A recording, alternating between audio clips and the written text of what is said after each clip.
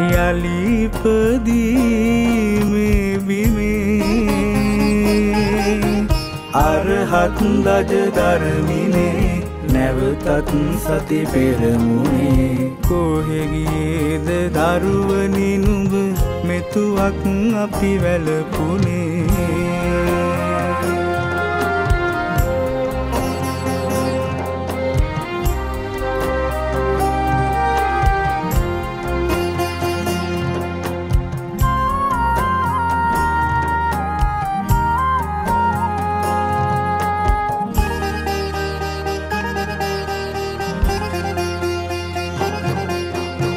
පරසිරිතට නොනැමුණු හෙළ දරු කැලගෙල සිඳලුනේ ගැලුලේ විල මත දියවි සතිමාවත වැළහුනේ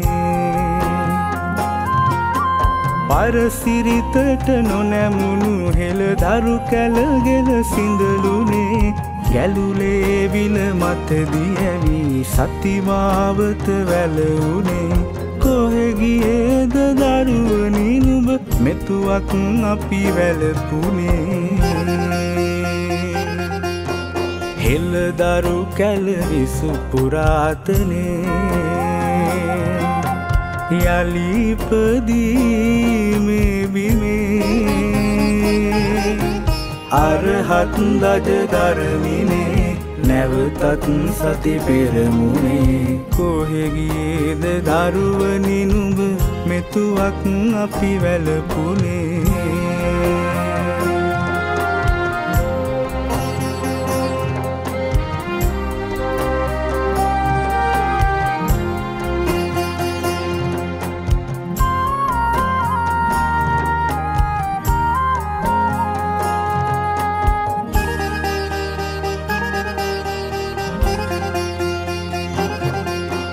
දහම් බෙරය හැඬවෙන විට යලි පිබිදී පින්බිමේ අපට වඩා දුර යන වග සැක නෑ බැලුවම පෙනේ දහම් බෙරය හැඬවෙන විට යලි පිබිදී පින්බිමේ අපට වඩා දුර යන වග සැක නෑ බැලුවම පෙනේ සතියෙන් මුළු ලොව දිනුමට නුඹට හැකිය හෙට දිනේ හෙළ දරු කැලවිසු පුරාතනේ යලිපදීමේ බිමේ අරහත් දජ ධර්මිනේ නැවතත් සති පෙරමුණේ කොහෙගියේද දරුවනි නුඹ මෙතුවක් අපි වැළපුනේ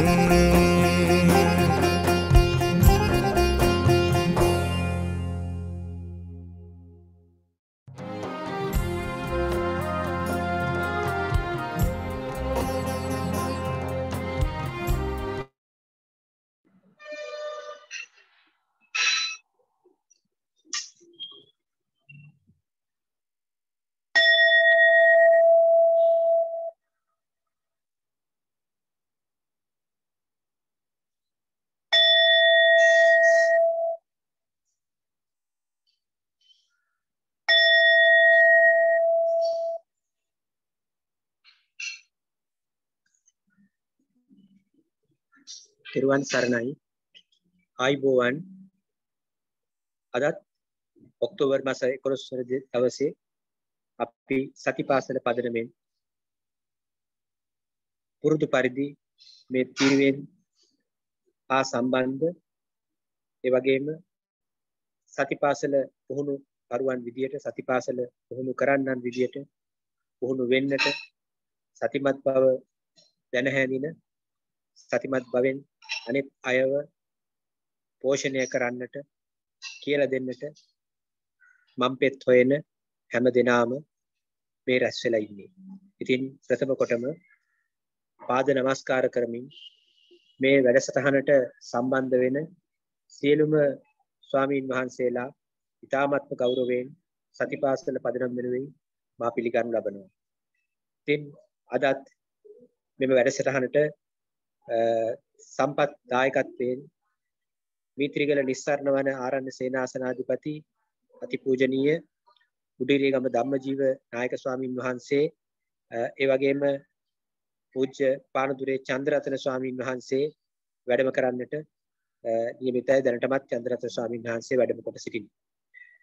මේ වැඩසටහන සංවිධානය කරන්න ඉමහත් කැපවීමකින් කටයුතු කරන අපේ පූජ්‍ය මාරම චන්දවිමල නායක ස්වාමින් වහන්සේ විශාල කටයුතු රාශියක් මේ වෙනුවෙන් ඉතාමත්ම දැඩි කැපවීමෙන් සහ උනන්දුවෙන් ඉෂ්ට සිද්ධ කරන ස්වාමින් වහන්සේ.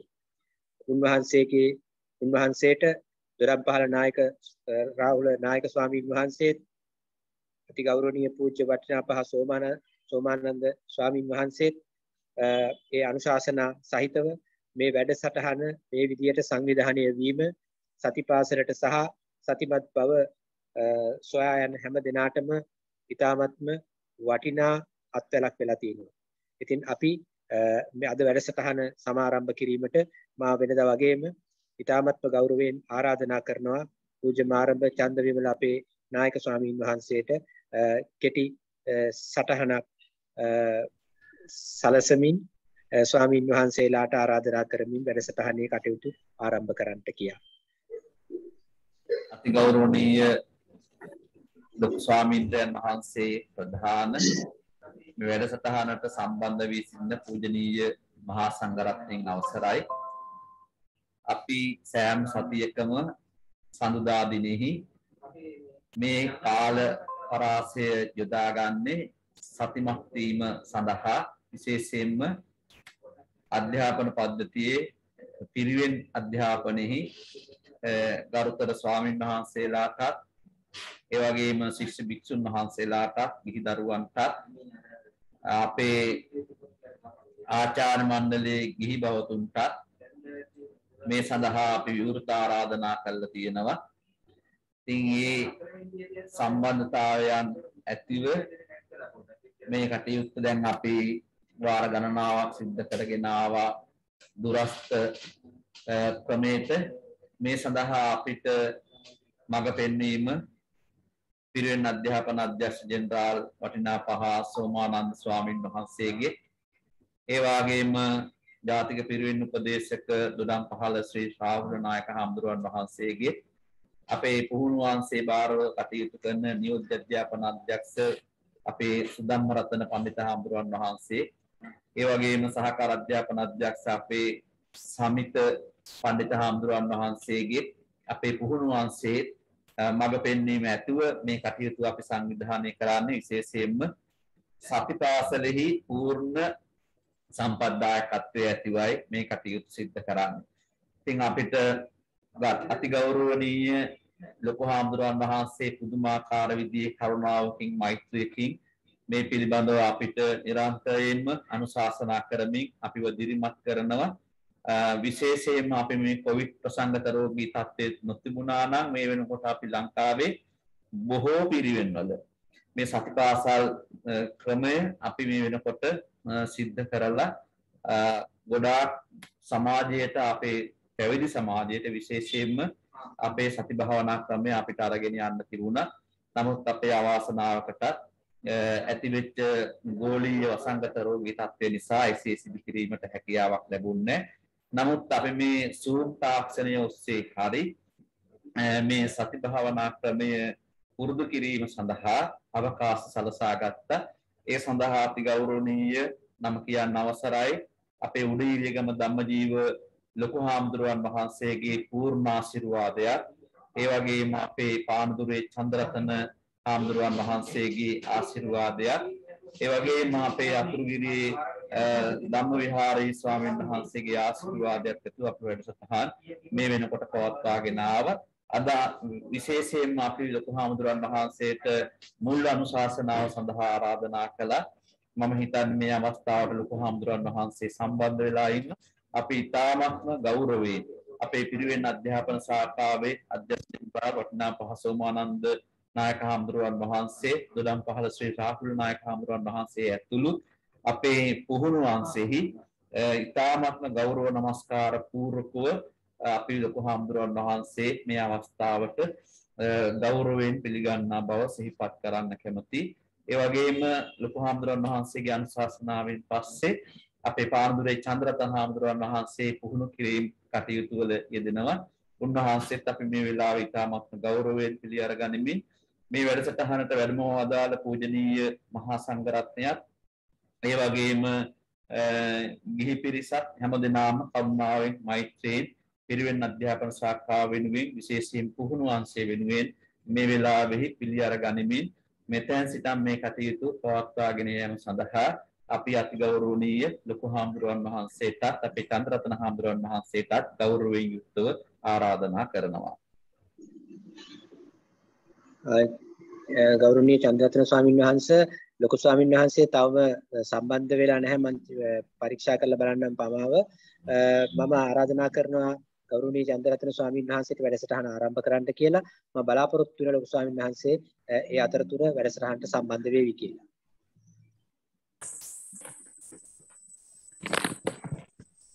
හොඳයි සියලු දෙනාටම තෙරුවන් සරණයි. අපි එහෙමනම් අද දවසේ මේ පිරිවෙන් පුහුණු වැඩසටහන ආරම්භය සඳහා කෙටි වෙලාවක් මුලින්ම මම කැමති සියලු දෙනාම ලොකු සාන්නසෙත් සම්බන්ධ වෙන තුරු සතිමත් ඉඳ ගැනීමක යෙදෙන්න. ඒ නිසා ටිකක් හරිබරි ගහලා වාඩි වෙන්න. අපි සතිමත් ඉඳ ගැනීමක් සඳහායි සූදානම් වෙන්නේ. තමන්ගේ හිස කෙලින් තියාගන්න. උරහිස් දෙක සැහැල්ලුවෙන් තියාගන්න. කොන්ද කෙලින් තියාගන්න. අත් දෙකත් සැහැල්ලුවෙන් තියාගන්න. පාද දෙකත් සැහැල්ලුවෙන් තියාගන්න. බලන්න තමන්ට හොඳට මේ වාඩි වෙලා ඉන්න ඉරියව්වේ සිහිය පවත්වන්න පුළුවන්ද කියලා.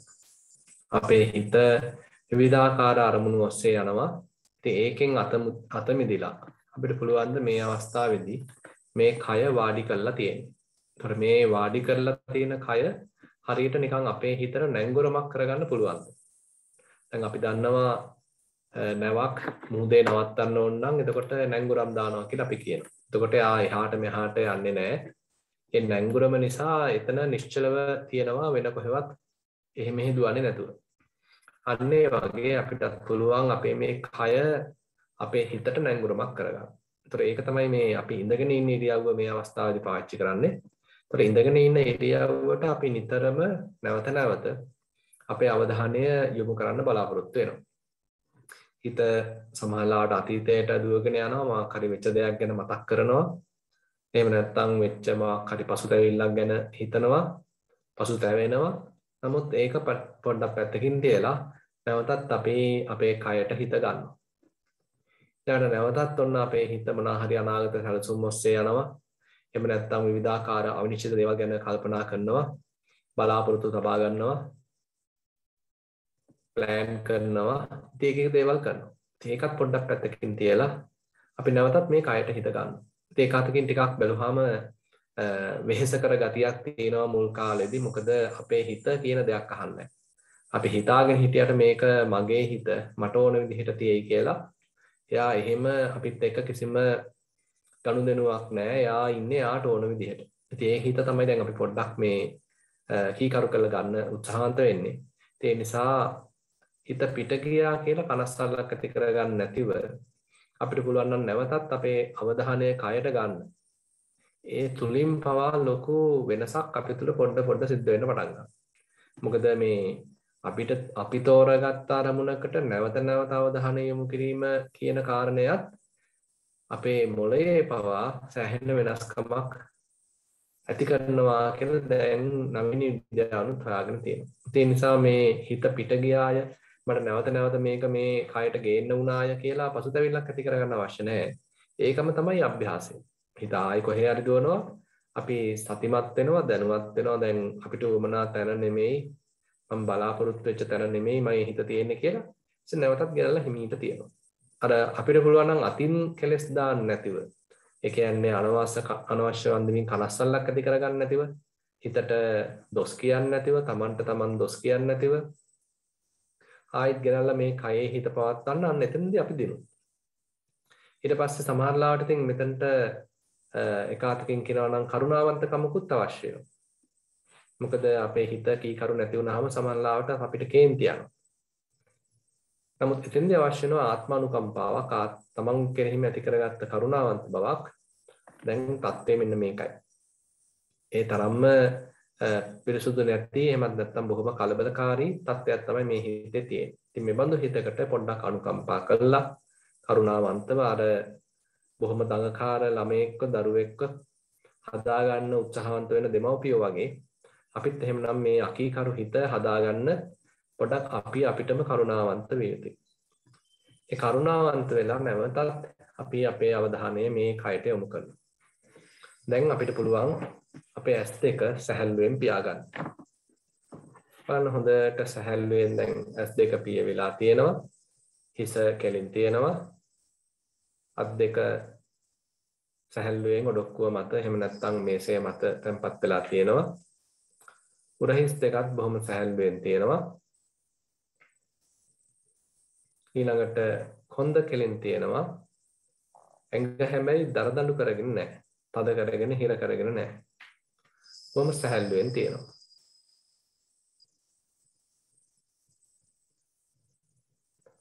ඊළඟට උඩුකයේ බර අපි වාඩි වෙලා ඉන්න ආසනය මත නැත්නම් කොට්ටේ මත යම් පීඩනයක් තෙරටුමක් ඇති කරනවා. අපේ තට්ටම් ප්‍රදේශයේ මත යම්කිසි තදවීමක් පුපුරු ගහන ගතියක් දැනෙනවා. ඊළඟට පාද නැමිලා තියෙනවා. පාදවල මාංශ පේශි සැහැල්ලුවෙන් තියෙනවා.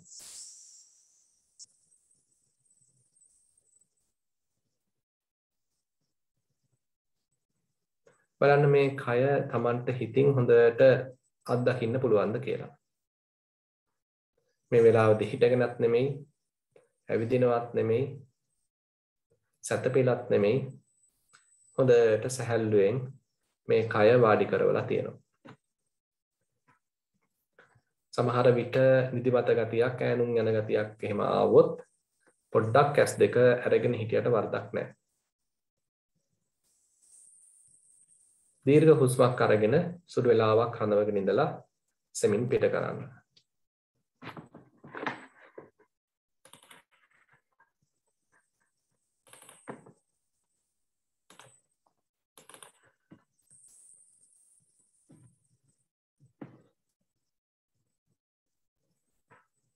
දැන් අපි අපේ අවධානය නාසිකාග්‍රය අසලට ගෙන එනවා.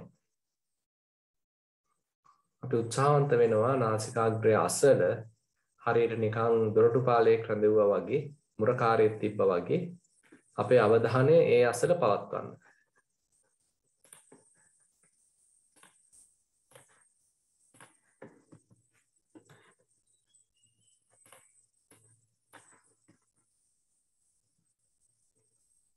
එතකොට ඇතුල් වෙන හුස්ම ආශ්වාසයක් වශයෙන් අපි දැනගන්නවා, තේරුම් ගන්නවා.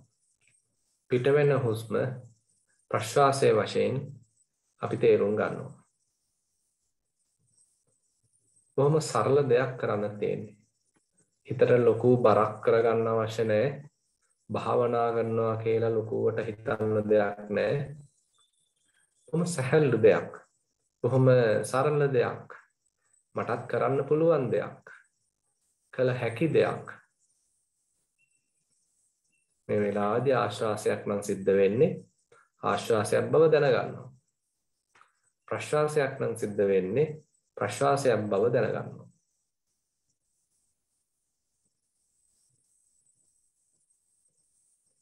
අපි අපේ හිතට පුංචි වැඩක් පවරනවා. මේ කිසිම ආශ්වාසයක් මගහරව ගන්න එපා. කිසිම ප්‍රශ්වාසයක් මගහරව ගන්න එපා. දැන් එයාට අපි වැඩක් පවර්ලා තියෙන්නේ. හරියට පුංචි දරුවෙකුට අපි තුමු අකුරු අඳින්න දුන්නා වගේ, ලියන්න දුන්නා වගේ. එයාට කියනවා පිටුව පිරෙන්න දැන් ආයන්න ලියන්න. පිටුව පිරෙන්න ආයන්න ලියන්න. අන්න ඒ වගේ අපි දැන් පුංචි වගකීමක් අපේ හිතට පවරනවා. එකම ආශ්වාසයක්වත් මගහරව ගන්න නැතුව බලන්න. එකම ප්‍රශ්වාසයක්වත් මගහරවන්න නැතුව බලන්න. හිත අතෙන්ට මෙතෙන්ට ගියොත් ඒ කාල පරිච්ඡේදයේ අතරතුරදී යම්කිසි ආස්වාස් ප්‍රශ්වාස ප්‍රමාණයක් මගහැරෙනවා.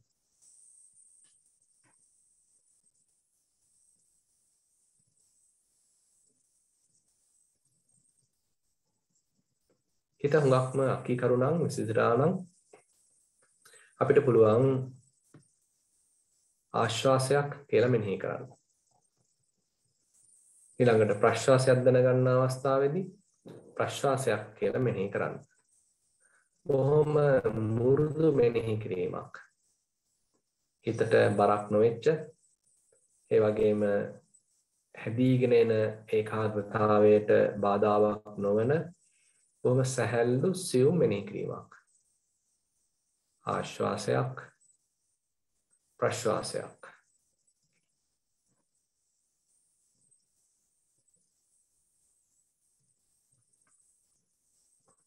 දීර්ඝ හුස්මක් අරගෙන ටික වෙලාවක් රඳවගෙන ඉඳලා සෙමින් පිට කරනවා.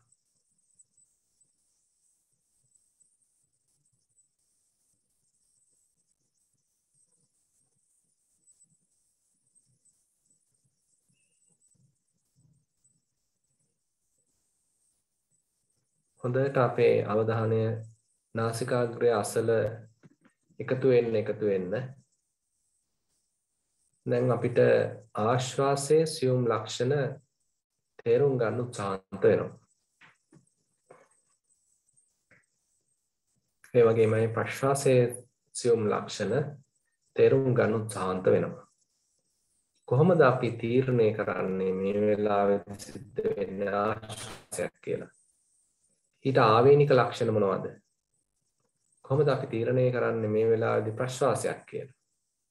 ඊට ආවේනික ලක්ෂණ මොනවද?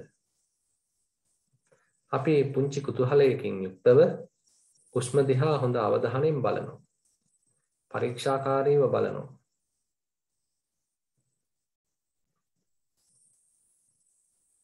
කයට සැහැල්ලුවෙන් පහසුවෙන් එයාට කැමති රිද්මයකට හුස්ම ගන්න ඉඩ දෙනවා.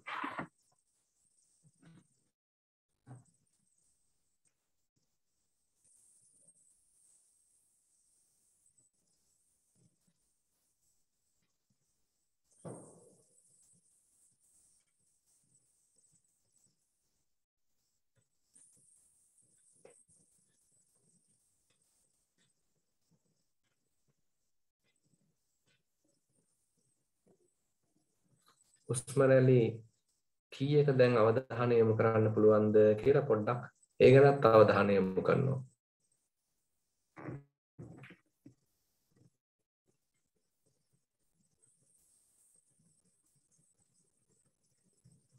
දැන් එක දිගට හුස්ම රැලි ගණනාවක අවධානය යොමු කරන්න ඉගෙන ගන්න. මේ අතරත් හිත වෙන තැන් වලට ගියොත් වෙන ආරමුණකට ගියොත් පසුතැවෙන්නක් ඇති කරගන්න නැතිව හිමීට නැවතත් නාසිකාග්‍රය අසලට ගන්නවා. බොහෝම ඉවසිලිවන්තව තමන්ටම තමන් කරුණාවන්තව සැහැල්ලුවෙන් පුංචි සතුටකින් මේ කටයුත්තේ නිරත වෙනවා. මොකද අද අපිට අපි වෙනුවෙන් ගත කරන්න වෙලාවක් හම්බ වෙලා. සමහර විට අපි අනුන් වෙනුවෙන් අප්‍රමාණ කටයුතු වල යෙදෙනවා. ඒ හින්දාම තමන් වෙනුවෙන් යොදන්න කාලයක් නැහැ. නමුත් දැන් අපිට අපි වෙනුවෙන්ම කාලයක් හම්බ වෙලා.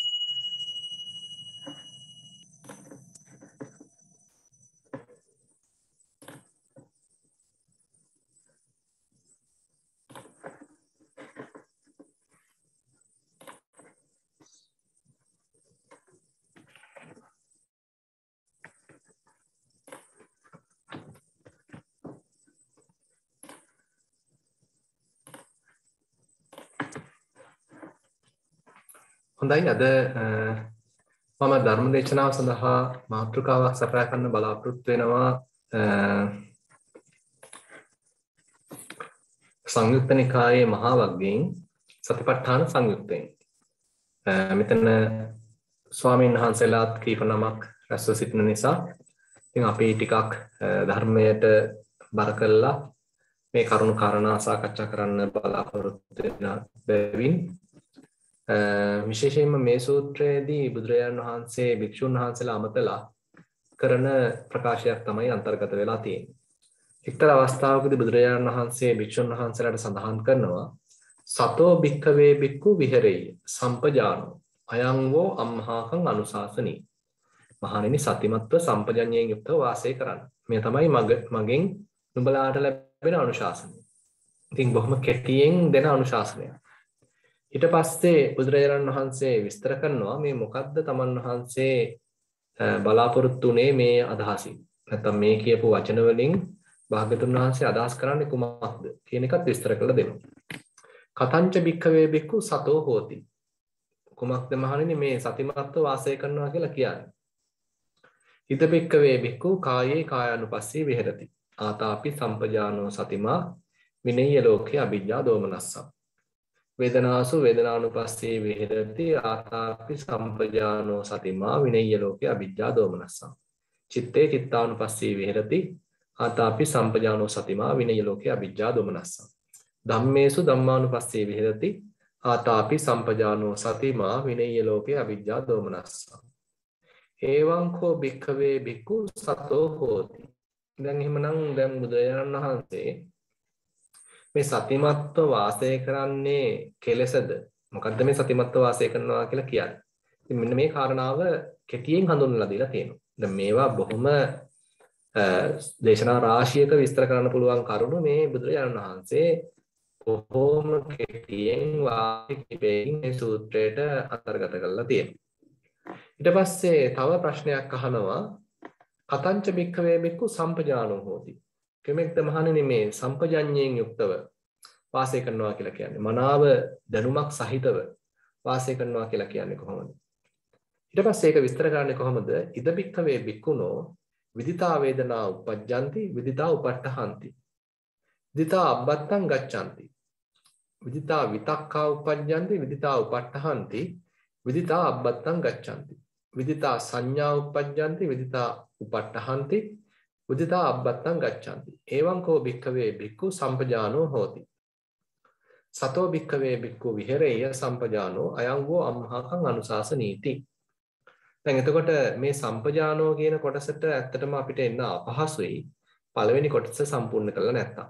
එතකොට මේක අපි දැනුමක් වශයෙන් සුතමේ වශයෙන් ඇති කරගත්තට ප්‍රමාණවත් වෙන්නේ නැහැ.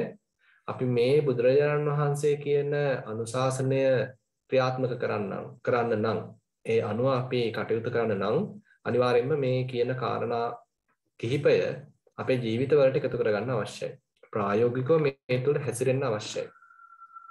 මහණනි මම ඔබලාට අනුශාසනයක් කරනවා ඒ තමයි සතෝ සම්පජානෝ වාසය කරන්න. සතිමත්ව සම්පජඤ්ඤයෙන් යුක්තව මනාව තේරුම් බේරුම් ඇතිව වාසය කරන්න කියන කාරණය.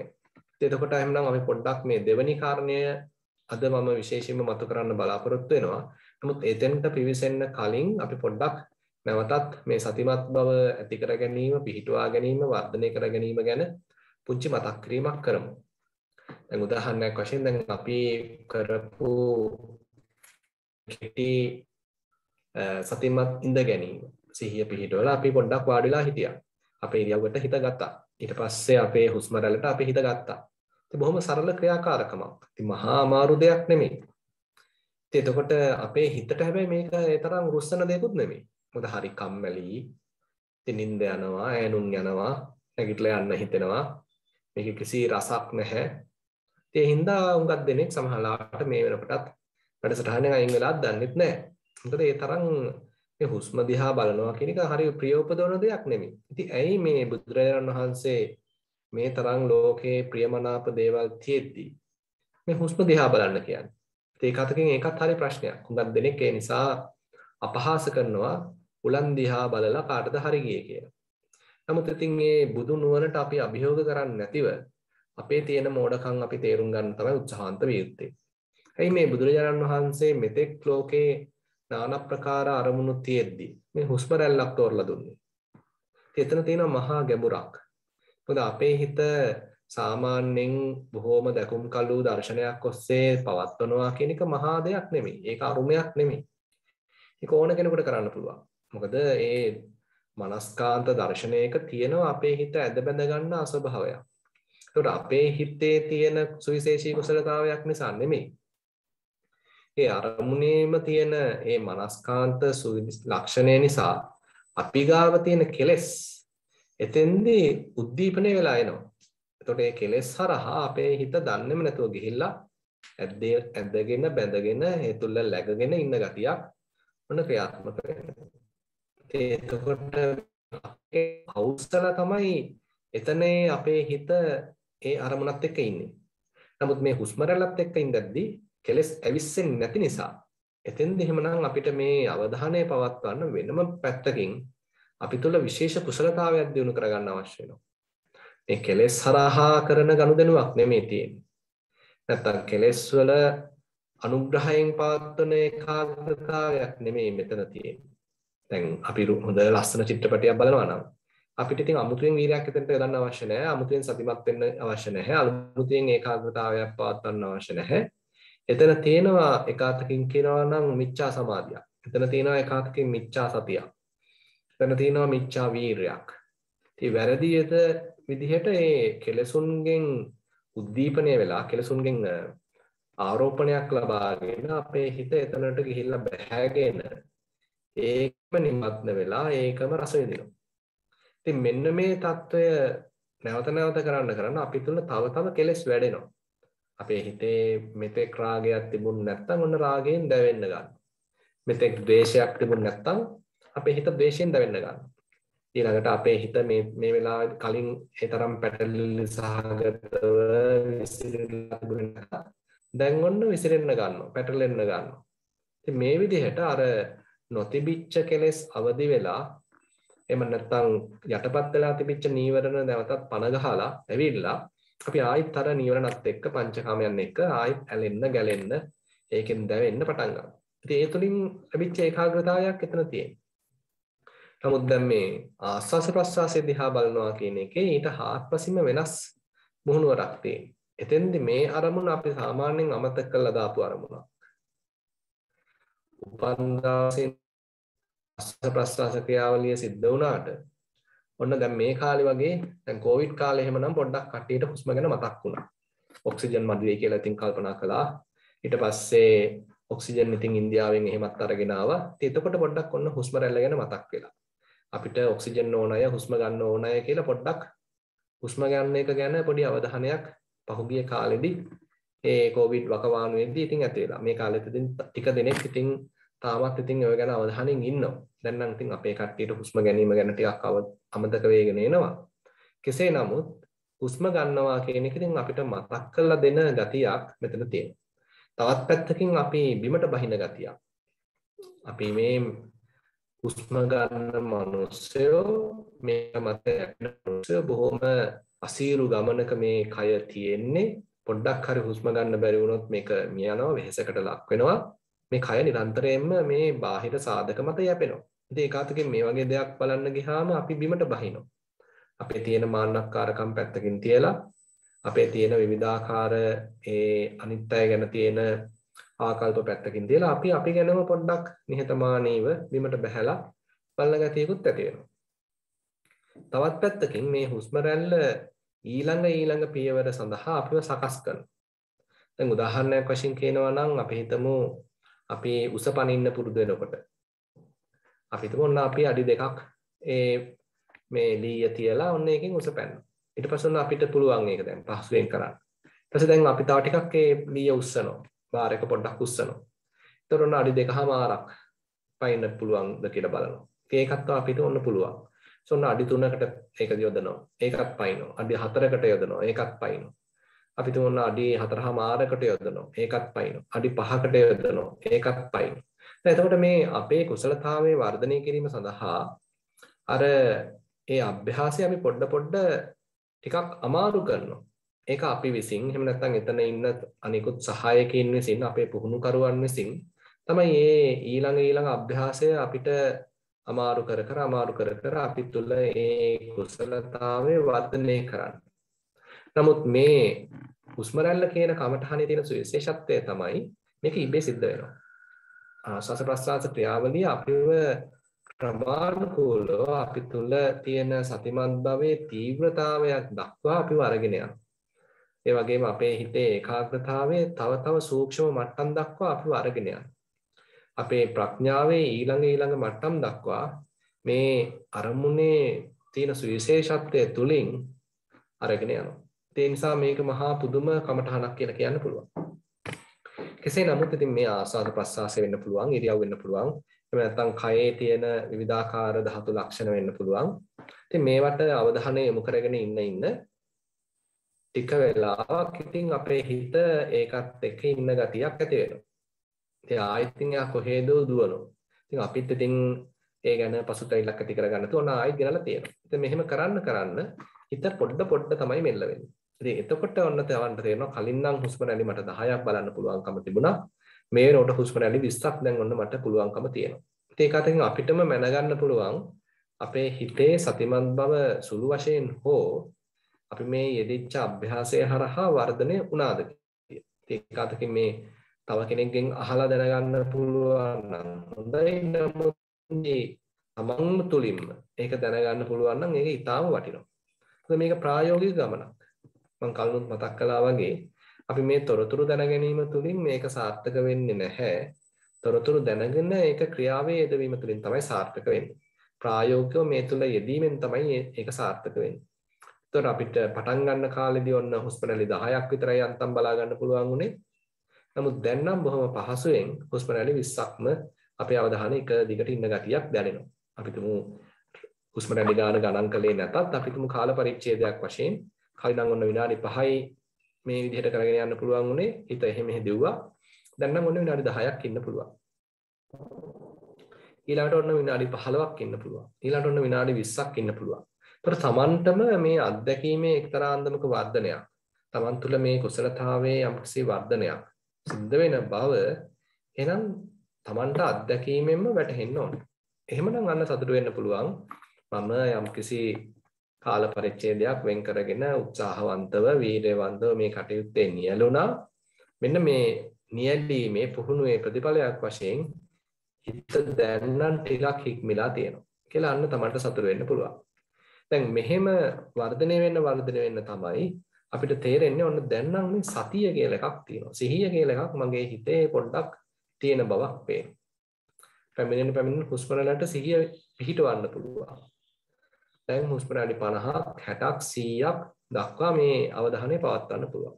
දැන් එතකොට තව පැත්තකින් තේරෙන ගන්නවා මේ හුස්ම රැල්ලේ පමණක් නෙමෙයි.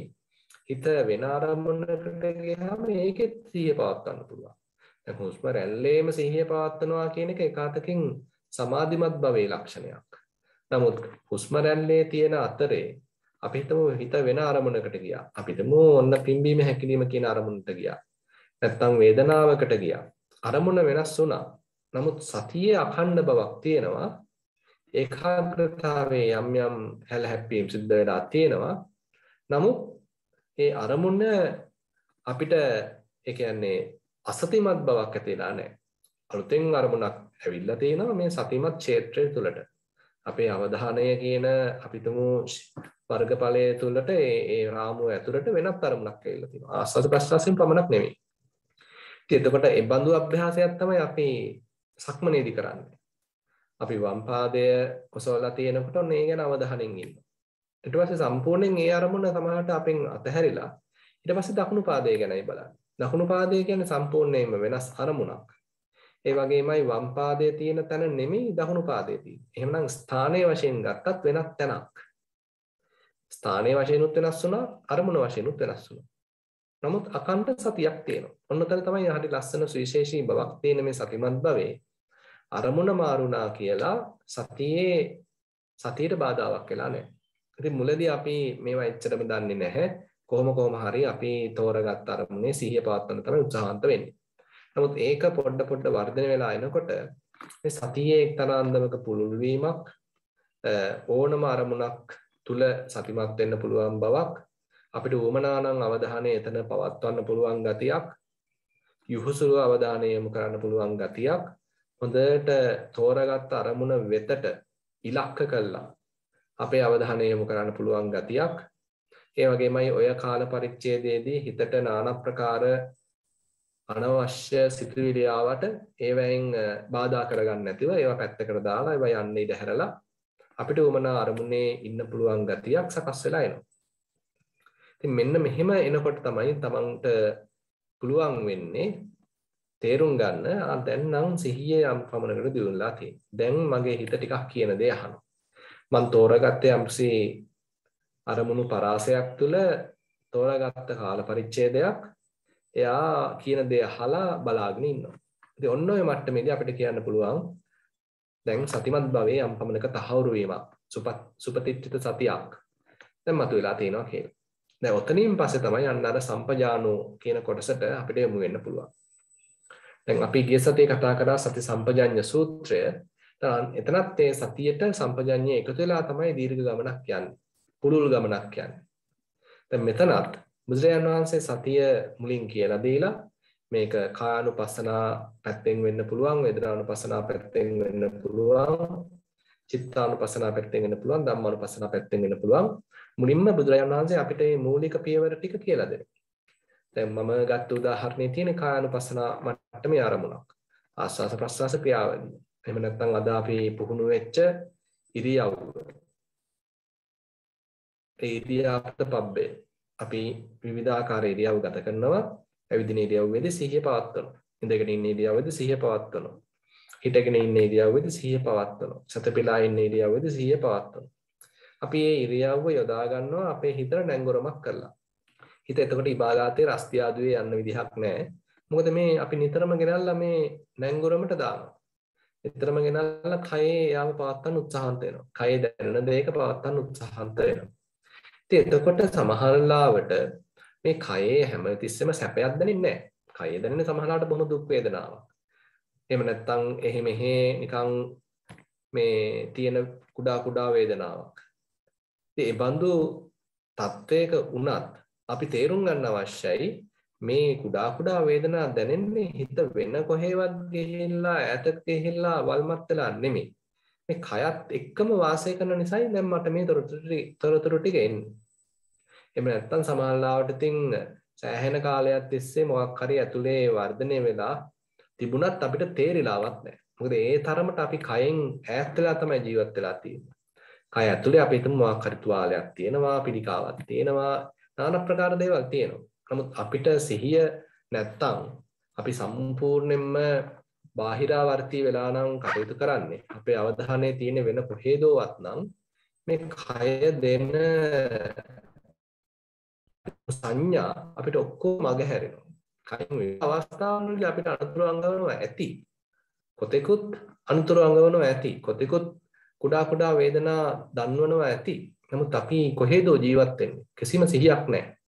ඉතින් එතකොට අපිට මොකද වෙන්නේ? සෑහෙන ඒවා වර්ධනය වෙලා ඔඩුදුවප අවස්ථාවලදී තමයි ඉතින් මේ දැනුවත් වෙන්නේ. ඉතින් එතකොට හුඟක් වෙලාවට ඉතින් පරිේශන වලට යන්න වෙනවා, සත්කම් වලට යන්න වෙනවා, බෙහෙත් බොන්න වෙනවා, ප්‍රශ්න ගොඩයි. නමුත් මේ කයත් එක්ක ජීවත් වෙන්න කය තුල අපේ අවධානය පවත්වන්න දැන් එකාතකින් අපිට පිහිටක් ලැබිලා තියෙනවා. හිතට ඉන්න පුළුවන් ගෝචර භූමියක් ලැබිලා තියෙනවා.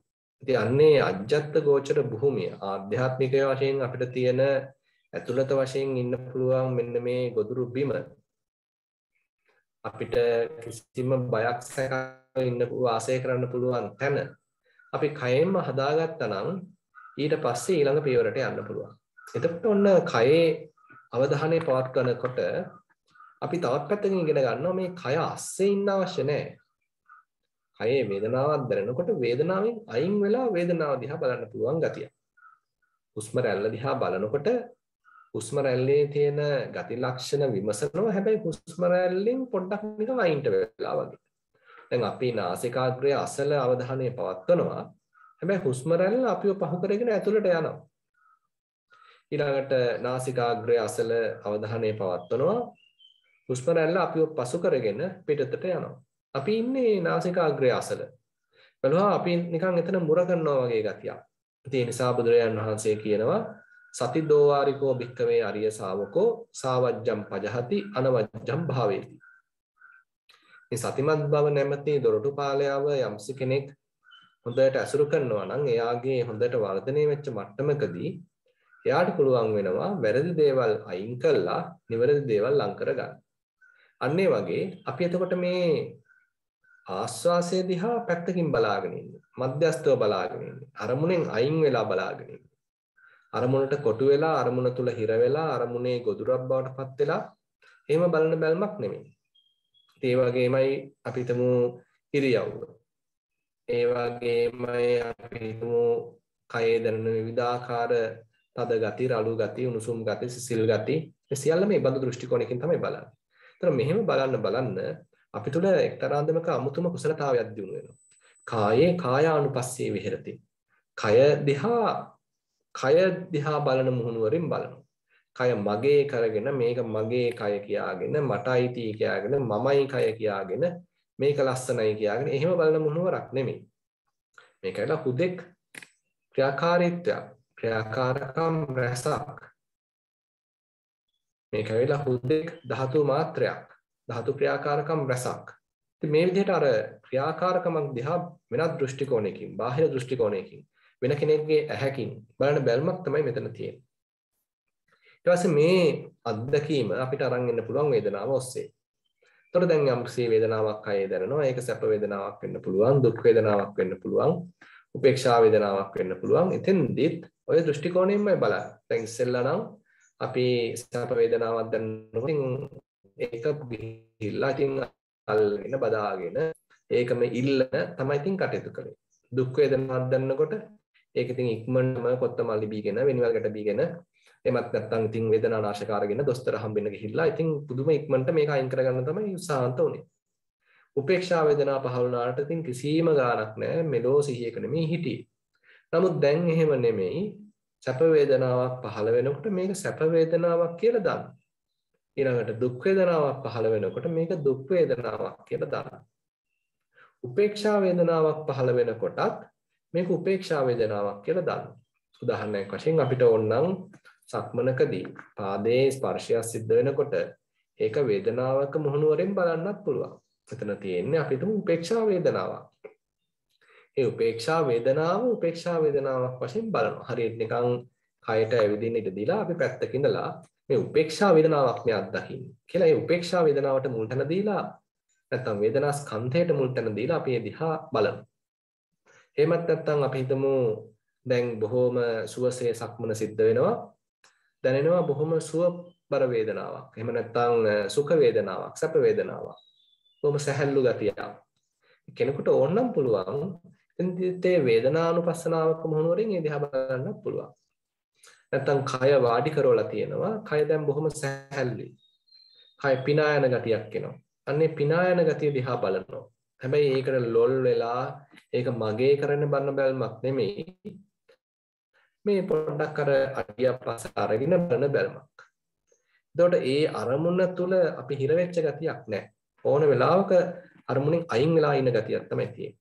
අරමුණෙන් ටිකක් ඈත් වෙලා අරමුණ දිහා බලනවා.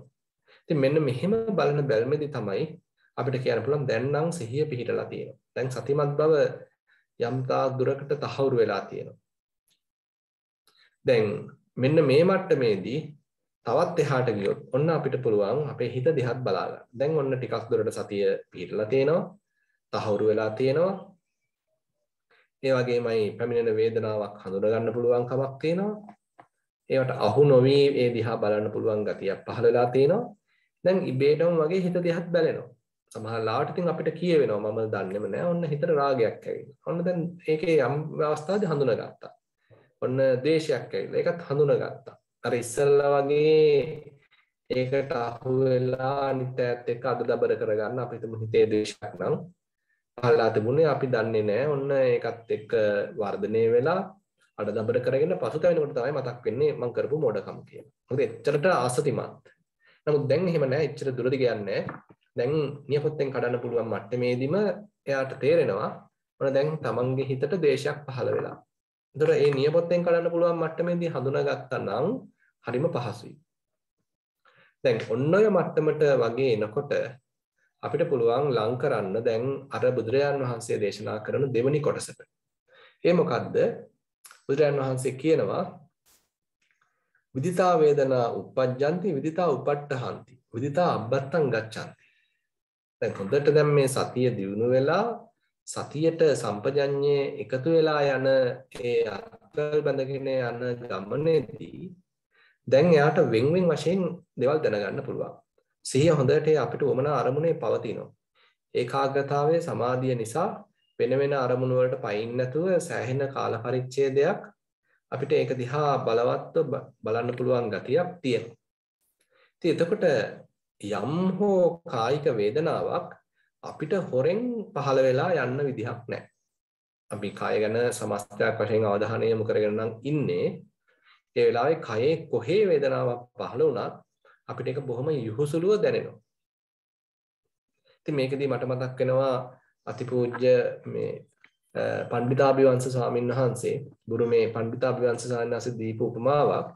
උන්වහන්සේ කියනවා ඒ කොරියාවේ එහෙම ගිය අවස්ථාවකදී උන්වහන්සේ දැක්කලු පුංචි සෙල්ලම් බඩුවක්. ඉතින් සෙල්ලම් බඩුවේ ඉන්නේ මේ නිකම් මේ හිල් කීපයක් තියෙනවලු. ඒ එක හිලකින් යම්සේ බෝනික් එක් වගේ එකක් උඩට පයින්නවලු. ආයි ඊළඟ හිලකින් ආයෙත් බෝනික් එක් වගේ එකක් උඩට පයින්නවලු. හැබැයි කොයි සිදුරෙන්ද ඊළඟ එක පනින්නේ කියලා කියන්න දන්නේ නැහැ. ඉතින් එතකොට ඒ හරියටම ඒක කියපු කෙනා තමයි දිනන්නේ. දීපු කෙනා කියන්නේ යහුසුලුවම සුළු මොහොතයි එතන එයා රැඳෙන්නේ. කොයි තැනද කියලා කියන්න දන්නේ නැහැ. සිදුරු අපි දුමු 10ක් විතර තියෙනවා. ඒ සිදුරු 10න් කොයික හරි එක පාට යම් දෙයක් මතුවෙනවා. ඉතින් මතු වෙනකොටම අපි එතන අල්ලන්න පුළුවන් නම් අන්න එතන තමයි ආගේ තියෙන මේ හැකියාව. අන්න ඒ වගේ අපි මේ කය දිහා බලාගෙන ඉන්නවා සමස්තයක් වශයෙන්.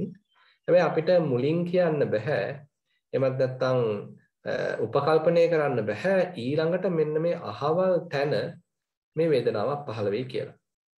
ඒතකොට අපි සමස්තයක් දිහා බලාගෙන ඉන්නේ. අපිට ඕන දැන් ධන හිසේ පහළ වුණා. වම් ධන හිසේ පහළ වුණා. දැන් අපිට පුළුවන් වෙන්න ඕනේ බොහොම යහුසුලුව අපේ අවධානය එතෙන්ට ඉලක්ක කරන්න. එතකොට අන්නේ ධන හිසේ පහළ වෙච්ච වේදනාව අපිට බොහොම පහසුවෙන් ඉලක්ක කරලා බලන්න පුළුවන්. එහෙම නැත්නම් අපි හිතමු අපි ප්‍රමාද වුණා නම් යා පහළ වෙලා විනාඩියක් දෙකක් ගියාට පස්සේ තමයි යන්තම් හිත එකඟ කරලා එතෙන්ට ගෙනිය ගත්තේ. එතකොට ඉතින් අර වේදනාවේ සම්පූර්ණ ජීවිකා ප්‍රවෘත්තිය බලා ගන්න හම්බෙන්නේ නැහැ. මේක සෑහෙන ප්‍රදේශයක් අපිට අහිමි වෙලා මොකද අපි පාරක්කුයි අපේ හිත එකඟ කරලා යන්තම් එතෙන්ට අරගෙන ඇවිල්ලා හරි බරි ගැහෙනකොට වේදනාව ගිහිල්ලා. නමුත් අපි ටික ටික පුහුණු කරන්න තමයි ඒ ධනහිස්සේ වේදනාවක් පහළ වෙනකොට එතෙන්ටම හොඳට අවධානය ඉක්මනටම යොමු කරලා ඒකාග්‍ර කරලා වැඩි වෙලාවක් එතන රඳවගෙන මේ වේදනාවේ යථා ස්වභාවය බලා ගන්න පුළුවන්කමක් ඇති වෙනවා. අපි හිතමු ඔන්න ඒක අපි බලා හිටියා. ඒක ඊට පස්සේ නොදැනී ගියා. ඔන්න දැන් උරහිසේ වේදනාවක් පහළ වුණා. එහෙමනම් අපිට අර ධනහිස්සට යොදලා තිබිච්ච අවධානය දැන් උරහිසට යොහුසුලුව ගෙනීමේ හැකියාවක් තියෙනවා. තවත් පැත්තකින් කියනවා නම් අපිට පුළුවන්කමක් තියෙන්න ඕනේ අපේ හිත අපිට ඕන අන්දමකට ශරීරයේ ඕනම තැනකට යොහුසුලුව ඉලක්කගත කරන්න. ඉතින් මේ අභ්‍යාසය තමයි තවත් පැත්තකින් කියනවා අපි සක්මනේදී හොඳට ලබන්නේ. ඒකයි සක්මන අතිශය වැදගත් වෙන්නේ විපස්සනාවකට. මොකද ඒ නිවැරදිව ඉලක්ක කිරීමේ හැකියාව අරමුණ මාරුණාට අඛණ්ඩ සතියක් පැවැත්වීමේ හැකියාව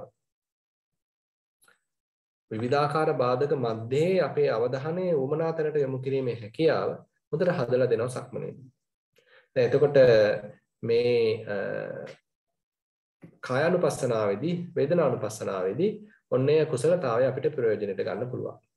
දැන් එතකොට බුදුරජාන් වහන්සේ කියනවා දැන් අර සම්පජානෝ කියන කටයුත්තේදී එහෙමනම් මෙයා දැනුවත්වමයි යම් තාක් වේදනාවක් පහළ වුණා නම් ඒ වේදනාව පහළ වෙනවා. මේ යෝගාචරය දැනුවත්වමයි එහෙමනම් ඒක ගියා නම් යන්න එයා මේ වේදනාව නැති වුණා නම් ඒ වේදනාව නැති වෙලා යන්නේ. ඊළඟට ඒ වේදනාව දැනට පවතිනවා නම් ඒ පවතින්නේත් මෙයා දැනුවත්වමයි. වේදනාව පහළ වෙනකොටත් එයා දන්නවා, වේදනාව පවතිනකොටත් එයා දන්නවා, වේදනාව නැති වුණාමත් එයා දන්නවා. එතකොට මේ එයාට හොරෙන් නැත්තම් එයා නොදැනුවත්ව වේදනාව පහළ වෙන්න හැකියාවක් නැහැ. දැන් මේ කුසලතාවයේ වර්ධනය වෙන්න අර නිතින්ම හිත දිහා බලනවා. ඉතින් එතකොට එයා තේරුම් ගන්නවා මේ වෙලාවේදී නම් හිත ටිකක් නොරුස්නා ගතියක් පහළ වෙච්ච ස්වභාවයක් තියෙනවා. මේ වෙලාව නම් හිතේ ටිකක් රාගසිතුවිලි පහළ වෙලා තියෙනවා. මේ වෙලාව නම් හිත ටිකක් උදාසීන ගතියක් තියෙනවා. මේ වෙලාවේදී මොකක්ද පරණ දෙයක් කල්පනා කරනවා. මේ වෙලාවේදී මොකක්ද අනාගත සැලසුමක් හදනවා. ඉතින් මේ හරියට නිකන් අනුන්ගේ හිතක් බලනවා වගේ. අනුන්ගේ හිතක පහළ වෙන දේවල් අපි බලනවා වගේ. මේ තමන්ගේ කියාගත්ත හිතේ පහළ වෙන දේවල් එයා පැත්තකින් ඉඳලා බලනවා. අර කලින් දෘෂ්ටි කෝණෙමයි මේ. හුස්ම ගන්න කයට ඉඩ දීලා හුස්ම දිහා බලනවා. කයට සක්මන් කරන්න ඉඩ දීලා කය දිහා බලනවා. ඊළඟට කයට කැමති විදිහට ඉන්න දීලා එයාගේ පහළ වෙන විවිධාකාර ධාතු ස්වභාවයන් දිහා බලනවා. කයේ පහළ වෙන විවිධ වේදනාවන් දිහා ඒකෙන් අයින් වෙලා බලනවා. ඒ වගේම හිතේ පහළ වෙන විවිධ සිතුවිලි දිහා ඒ සිතුවිලි වල ගොදුරක් වෙන්නේ නැතිව ඒකෙන් අයින් වෙලා බලනවා. ඔන්න ඕක බුදුරජාණන් වහන්සේ මතක් කරනවා විදිතා විතක්කා උප්පජ්ජಂತಿ.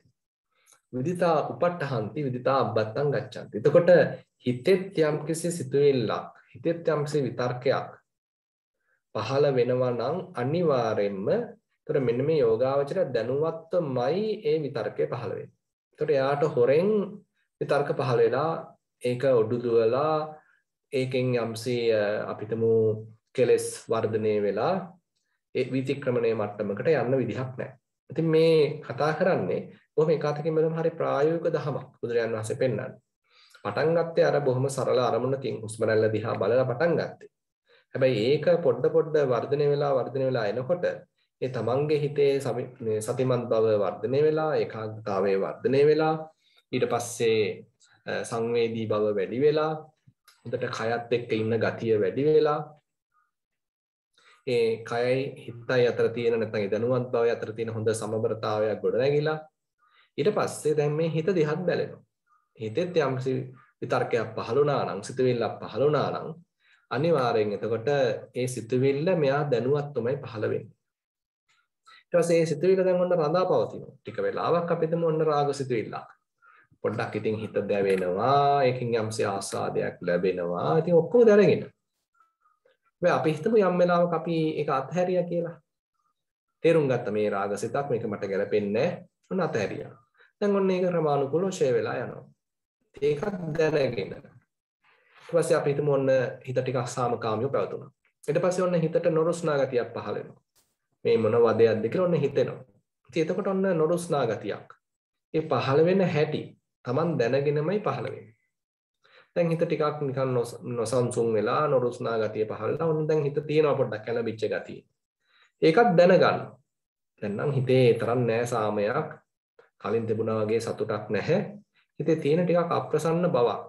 ඒ දැනගෙනම තියෙනවා. ඊට පස්සේ ඔන්න ඒක ක්‍රමානුකූලව අඩු වෙලා යනවා. ඔන්න දැන් ආයෙත් හිත නිකන් සාමකාමී වෙනවා. ඒ බවත් දැනගන්න. හිතේ ඔන්න පහළ වෙනවා ඊර්ෂ්‍යාවක්. අපි වැඩ රාජකාරිය දෙනකොට ඉතින් අපි බලාපොරොත්තු වෙන යම් ස්ථානවල වෙන කෙනෙක් වැඩ කරනවා. ඉතින් අපි තමයි ඉතින් බලාපොරොත්තු වෙන්නේ එතෙන්ට යන්න. ඒ උනාට ඉතින් මොකක්ද හින්දා හරි ගියේ නැහැ. වෙන කෙනෙක් දැන් ඔන්න එතෙන්ට ඇවිල්ලා. ඉතින් අන්න අපි හිතමු යා ගැන හිතේ ඊර්ෂ්‍යාවක් පහළ වෙනවා. ඉතින් ඒකත් අපි මේ සතිය සම්පජඤ්ඤය දියුණු කරනවා නම් මේ ඊර්ෂ්‍යාව පහළ වීම දැනගන්නවා. දැන් ඊර්ෂ්‍යා පහළ වීම දැනගන්නවා කියන එක අතිශය වැදගත් කාරණාවක්. එහෙම නැතුව අපිට මේ කවදාවත් ඊර්ෂ්‍යාව හිතින් දුරු කරන්න හැකියාවක් නැහැ. අපි මේකට මෛත්‍රී භාවනාව කරා කියලා මේක හරියන්නේ නැහැ. මෙතෙන්දි මේ ඊර්ෂ්‍යාව පහළ වීම මේ පහළ වුණේ ඊර්ෂ්‍යාවයි කියලා බොහොම නිහතමානීව තේරුම් ගන්න අවශ්‍යයි. ඊට පස්සේ අපි හිතමු ඔන්න ඊර්ෂ්‍යා සහගතව පොඩි වෙලාවක් හිටියා. අපි අහු වුණා පොඩ්ඩක්. එතකොටත් ඉතින් දැනගන්නවා මම ඉතින් මොන පොඩ්ඩක් පෝෂණය වුණා. මේක දැන් වායු වර්ධනය වුණා. මට මොනවා හරි කියන්න හිතෙනවා. ඒක තමයි නිකන් අර පැත්තෙන් ඉඳගෙන බලාගෙන ඉන්නේ. අපි හිතමු තව එහාට යන්න නොදී දැන් හික්මුණා නම්. තේරුම් ගත්තා නම් මේක ඊර්ෂ්‍යාව මේක වර්ධනය කරන්න සුදුසු නැහැ. කියලා අන්න තමන් හික්මුණා නම් එතනින් පස්සේ අපි ඒකට ආධාර අනුබල දෙන්නේ නැහැ. ඊට පස්සේ ඔන්න ඒක ෂය වෙලා යනවා. ඉතින් ඒ අබ්බත්තං ගච්ඡති. මේ ඊර්ෂ්‍යාව දැන් ක්‍රමානුකූලව ඊර්ෂ්‍යා සහගත සිතුවිල්ල දැන් ක්‍රමානුකූලව දිරු වෙලා ගියා. ෂය වෙලා ගියා. දැන් ආයෙත් ඔන්න හිත සාමකාමී වුණා, මධ්‍යස්ථ වුණා. ඉතින් මේ අන්දමින් අපේ හිතේ පහළ වෙන ශ්‍රද්ධාවන්ත සිතුවිල්ලක්, නැත්නම් මොකක් හරි කරන්න හිතන යම්ස චේතනාපූර්වක බවක්, එහෙමත් නැත්නම් හිතේ පහළ වෙන නොසන්සුන් ගතියක්, මේ ඕනම දෙයක් නැත්නම් දැනුවත්ව පහළ වෙනවා, දැනුවත්ව පවතිනවා, දැනුවත්ව නැතිලා යනවා. ඊට පස්සේ බුදුරජාණන් වහන්සේ කියනවා විදිතා සංඥා උප්පජ්ජಂತಿ, විදිතා උපට්ඨහන්ති, විදිතා අබ්බත්තං ගච්ඡanti. දැන් උතර මේ වගේ මට්ටම් වලට එනකොට හිත සෑහෙන්න සංවේදී වෙලා. ඉතින් මේ වගේ මට්ටම් වලට එන්න නම් ඇත්තටම කියන්න පුළුවන් හිත සෑහෙන්න විපස්සනාවක් වැඩිලා තියෙනවා කියලා කියන්න පුළුවන්. මොකද හිතේ සෑහෙන අධ්‍යයනයක් දැන් ටික ටික වෙනවා, පහළ වෙන සිතුවිලි ආදැන ගන්නවා, ඒවා හඳුනා ගන්නවා, ඒවා ඇති වෙලා නැති වෙලා යන හැටි තේරුම් ගන්නවා, චිත්තානුපස්සනාවක් වඩනවා. වෙනත් වචන වලින් කියනවා. දැන් එතකොට සතිය වඩපු ඒ චිත්තානුපස්සනාවයි දැන් මේ කතා කරන සම්පජඤ්ඤයයි හොඳට සැසඳෙලා යනවා. අතනින් අපි ඒ අරමුණක් තුල සතිමත් වුණා. ඊට පස්සේ ඒක නිවැරදිව හඳුනාගත්තා. මේ ඇවිල්ලා ඊර්ෂ්‍යාව, මේ ඇවිල්ලා මෛත්‍රිය, මේ ඇවිල්ලා කරුණාව, මේ ඇවිල්ලා රාගය, මේ ඇවිල්ලා ද්වේෂය. හොඳින් තේරුම් ගත්තා, අතහැරලා දැම්මා. දැන් මේ මට්ටමට එනකොට එයාට ආයේ මේක කුසල හිතක්, මේක දිගට පවත්වන්න ඕනේ කියලා හෝ මේක අකුසල හිතක්, මේක අත්හැරලා දාන්න ඕනේ කියලා හෝ එහෙම විශේෂත්වයකුත් නැහැ. මේ ඔක්කොම ඉල සංස්කාර වෙලා. කුසල අකුසල දෙකම එක මල්ලේ දාලා තමයි දැන් බලන්නේ. ඒවා හුදෙක් විතර්ක. මේක කුසල විතර්කයක්, මේක අකුසල විතර්කයක්. මේක කාම විතර්කයක්, මේක නෙක්ඛම්ම විතර්කයක්. මේක අව්‍යාපාද විතර්කයක්, නැත්නම් මේක ව්‍යාපාද විතර්කයක්. මේක අවිහිංසා විතර්කයක්, නැත්නම් මේක විහිංසා විතර්කයක්. හැබැයි ඔක්කොම විතර්ක. එහෙමනම් අන්න ඒ බඳු දෘෂ්ටි කෝණකින් බලන්න දැන් විතර්ක සංසිඳීමක්, විතර්ක සමනය වීමක්. තර විතර්කත් සමනය වෙච්ච මනසක්. ඉතින් බොහොම ගැඹුරු මට්ටමක් එකකින් බලනවා නම්. ක්‍රමානුකූලව බුදුරජාණන් වහන්සේ අපිව ඒ ගොරෝසු තැන ඉඳලා පියවරෙන් පියවර සූක්ෂම තැනක් දක්වා අරගෙන එන ගමනක්. ඒ එකපාරටම ඉතින් මේ සූක්ෂම තැනකට ආව නෙමෙයි. නමුත් ක්‍රමානුකූලව ප්‍රතිපදාවක් කරහා බුදුරජාණන් වහන්සේ අපිව ගැඹුරට අරගෙන එනවා. ඉතින් එතකොට අන්න අපිට මොන දැන් හිතේ සංඥාවක් පහළ වෙලා. අතීතයේ වෙච්ච දෙයක් මතක් වෙලා. අපේ යම් ඥාතියෙක්ගේ සංඥාවක් හිතේ පහළ වෙලා. ඉතින් අර කලින් ඔන්න දැන් හිත තිබුණේ හරි සාමකාමීව. හිතේ සංඥා එබිකම් කලේ නැහැ. හිතේ සංඥා හොල්මන් කලේ නැහැ. හැබැයි ඔන්න දැන් පරණ සංඥාවක් කියලා ඔන්න හිතට එබිකම් කරනවා. හිතට හොල්මන් කරනවා. ඉතින් අන්න සංඥාවක් දැන් හිතේ බලපවත්වනවා කියලා හඳුනා ගන්න තරම් එක පැත්තකින් කියනවා නම් හිතේ පිරිසුදු බවක් දැන් යෝගාවචරය හඳුනගෙන. කලින් නම් සංඥා එකක් නෙමෙයි කෝටි ගණන් එනවා සම්පූර්ණයෙන්ම නිකන් තොইলපල වගේ. එච්චරට බොහොම වල්වැදිච්ච හිතක්. නමුත් ටික ටික ආනාපාන සතියක් වඩලා, සක්මනක් වඩලා, කායानुපස්සනාවක් වඩලා, වේදනානුපස්සනාවක් වඩලා යන ගමනේදී අනේ යෝගාචරයේ හිතේ එක්තරා අන්දමක සංසිඳීමක්, සංඥාවන්ගේ අඩුවීමක්, ලෝකයක් කරදර දාගෙන ඔළුව හිටිය ඒ තැනත්තගේ ලෝකයක් සංඥා ගොඩ අයින් වෙලා අඩුවීමක්, ඊට පස්සේ නගරයක් කරදර නගරයක් සංඥා බවට පත්වීමක්, ඒකත් ඊළඟට අඩුවීමක්, ඊට ගමක් සංඥා බවට පත්වීමක්, ඒකත් ඊළඟට අඩුවීමක්, ඊට අපි හිතමු පන්සලක්, ගෙදරක්, ආරාමයක්, සේනාසනයක්, ඒ පමණට සංඥා විතරක් බවට පත්වීමක්, ඒකත් ඊළඟට අඩුවීමක්. ඊට පස්සේ ඔන්න අපි හිතමු කයක් සංඥා, කායानुපස්සනාවේදී, වේදනානුපස්සනාවේදී ඒකට අදාළ වේදනා ටික නැත්තම් සංඥා ටික පමණක්. ඒතර ක්‍රමානුකූලව සංඥාවල අඩුවීමක්. කලින් නම් එහෙම නෙමෙයි.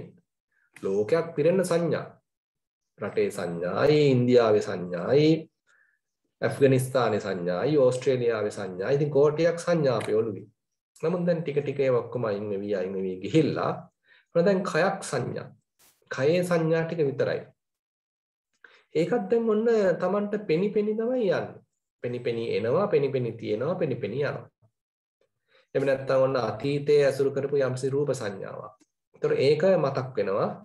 එතකොට අන්න හිත ආයි අර තිතේ තිබිච්ච නිදහස එහෙම නැත්නම් හිතේ තිබිච්ච ඉඩකඩ හිතේ තිබිච්ච ඒ පිරිසුදු බව අහිමි වෙලා ඔන්න එතනට එනවා අර සංඥාව. අපි තුමු හිස් බස් එකක් තිබුණා.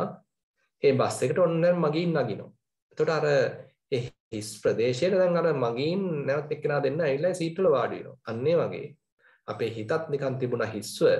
එතනට එක එක සංඥා එනවා දැන්. දැන් අපි ඒ සංඥාවලට උඩගෙඩි දෙන්න ගියොත් ඒකට අනුග්‍රහ කරන්න ගියොත් ඔන්න සංඥා වැඩි වෙනවා. සංඥා එන්න වර්ධනය වෙනවා. ඊට පස්සේ ඉතින් ඔන්න සම්පූර්ණයෙන් පැටලෙනවා. අපි ඒක හඳුනා ගන්නවා, ඒකෙන් සැප විඳින්න යනවා, ඒකට ලොල් වෙනවා, කැමැතිකම් පහල කර ගන්නවා, ඒ ඔස්සේ හිතනවා. හිතන්න ගිහිල්ලා ඔන්න පැටලෙනවා. සම්පූර්ණයෙන්ම ඊළඟ ප්‍රපංච වලට දුවගෙන යනවා. දැන් ඉතින් යකාගේ කම්මල වගේ බවට ඔළුවපත් වෙනවා. හිතපත් වෙනවා. නමුත් ඒ මට්ටමට යන්න කලින් අපිට පුළුවන් නම් තේරුම් ගන්න මේ සංඥා මේක ඇවිල්ලා මේ අතීත සංඥාවක්. මේක ඇවිල්ලා මේ පුජ්‍යලයකට අදාළයි කියලා මං හිතාගත්ත හෘදෙක් සංඥාවක්. මේක ඇවිල්ලා මේ පුජ්‍යලයා නෙමෙයි. මේ ඇවිල්ලා සංඥාවක්. මම මේ S2 පියාගෙන ඉන්නේ. ඒ වෙලාවේදී කොහොමද මට මේ බුද්ධ රූපයක් පේන්නේ? මේක ඇවිල්ලා මේ හුදු සංඥාවක්. මේ වෙලාවේදී මං S2 පියාගෙන ඉන්නේ. මේ වෙලාවේදී මේ ඔන්න අපිටම ඔන්න රුවන්වැලි සෑය පේනවා. මේක මේ සංඥාවක්. ඉතින් එහෙමනම් සංඥා වශයෙන් තේරුම් ගැනීමක්. සංඥාව කියන්නේ හුදෙක් මිරිඟුවක් බව තේරුම් ගැනීමක්. ඒ තුලින් අන්න අපි ඒකට තියෙන අගය ඒකට දෙන වටිනාකම අඩු කළා දාලා සංඥා වලින් හිත නිදහස් කර ගැනීමක්. ඉතින් අපිට ඔන්න ඔය විදිහට අපි මේ බුදුරජාණන් වහන්සේගේ දහම ප්‍රගුණ කරන්න පුළුවන් නම් කෙතරම්නම් අපේ හිත නිදහස් වෙයිද? කෙතරම්නම් අපේ හිත සැහැල්ලු වෙයිද? දැන් අපි මේ සංඥා පුරෝගනේ ඒවයෙන් පැටලිලා ඒවට කැමැති අකමැතිකම් පහල කරගෙන ඒවැන් සිතුවිලි පහර කරගෙන ඒවා ඔස්සේ හිතන්න ගිහිල්ලා පටලවාගත්ත ජීවිතේනේ අපිට තියෙන්නේ. ඉතින් අපි අර ක්‍රමානුකූලව ප්‍රතිපදාවක් ප්‍රායෝගිකව වඩන්න මේ අපි කරන මෝඩකම් ටික තමයි අපිට තේරෙන්නේ.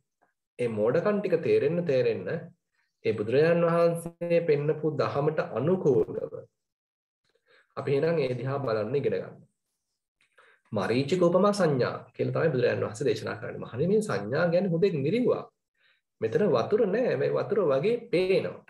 ඉතින් අපේ තියෙන මෝඩකමට අපි මිරිඟුව වතුර කියලා හිතා ගන්නවා.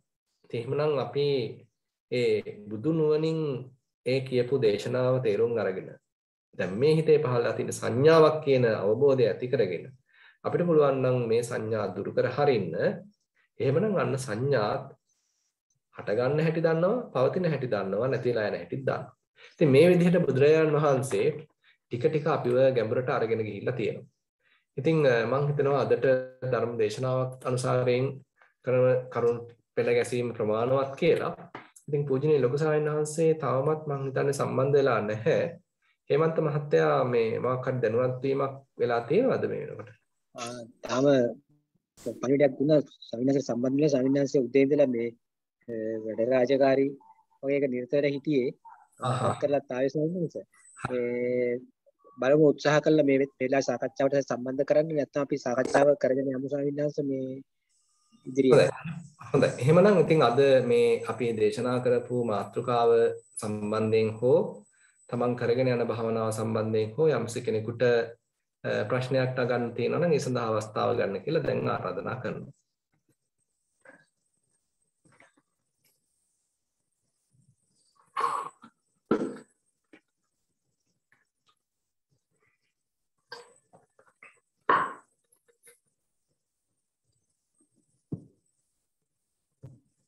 හොඳයි මේ කාටවත් ප්‍රශ්නයක් නෑ බැලුවම.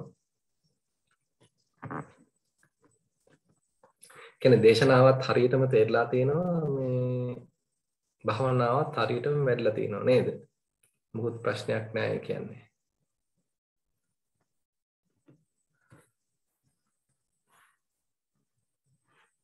කාට හරි ප්‍රශ්නයක් තියෙනවා නම් අත උස්සන්න පුළුවන්. ගයේෂා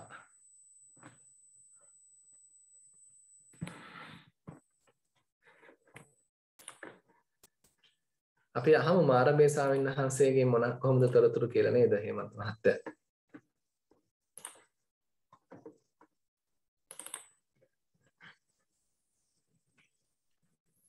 ස්වාමීන් වහන්සේ ලතා කියලා අත උස්සලා තියෙනවා. හොඳයි. අපි අපිට අවස්ථාව දෙන්න පුළුවන්. අන්මියුට් කරලා කතා කරන්න පුළුවන්. ලතාට අන්මියුට් කරලා ගැටලුව ඉදිරිපත් කරන්න.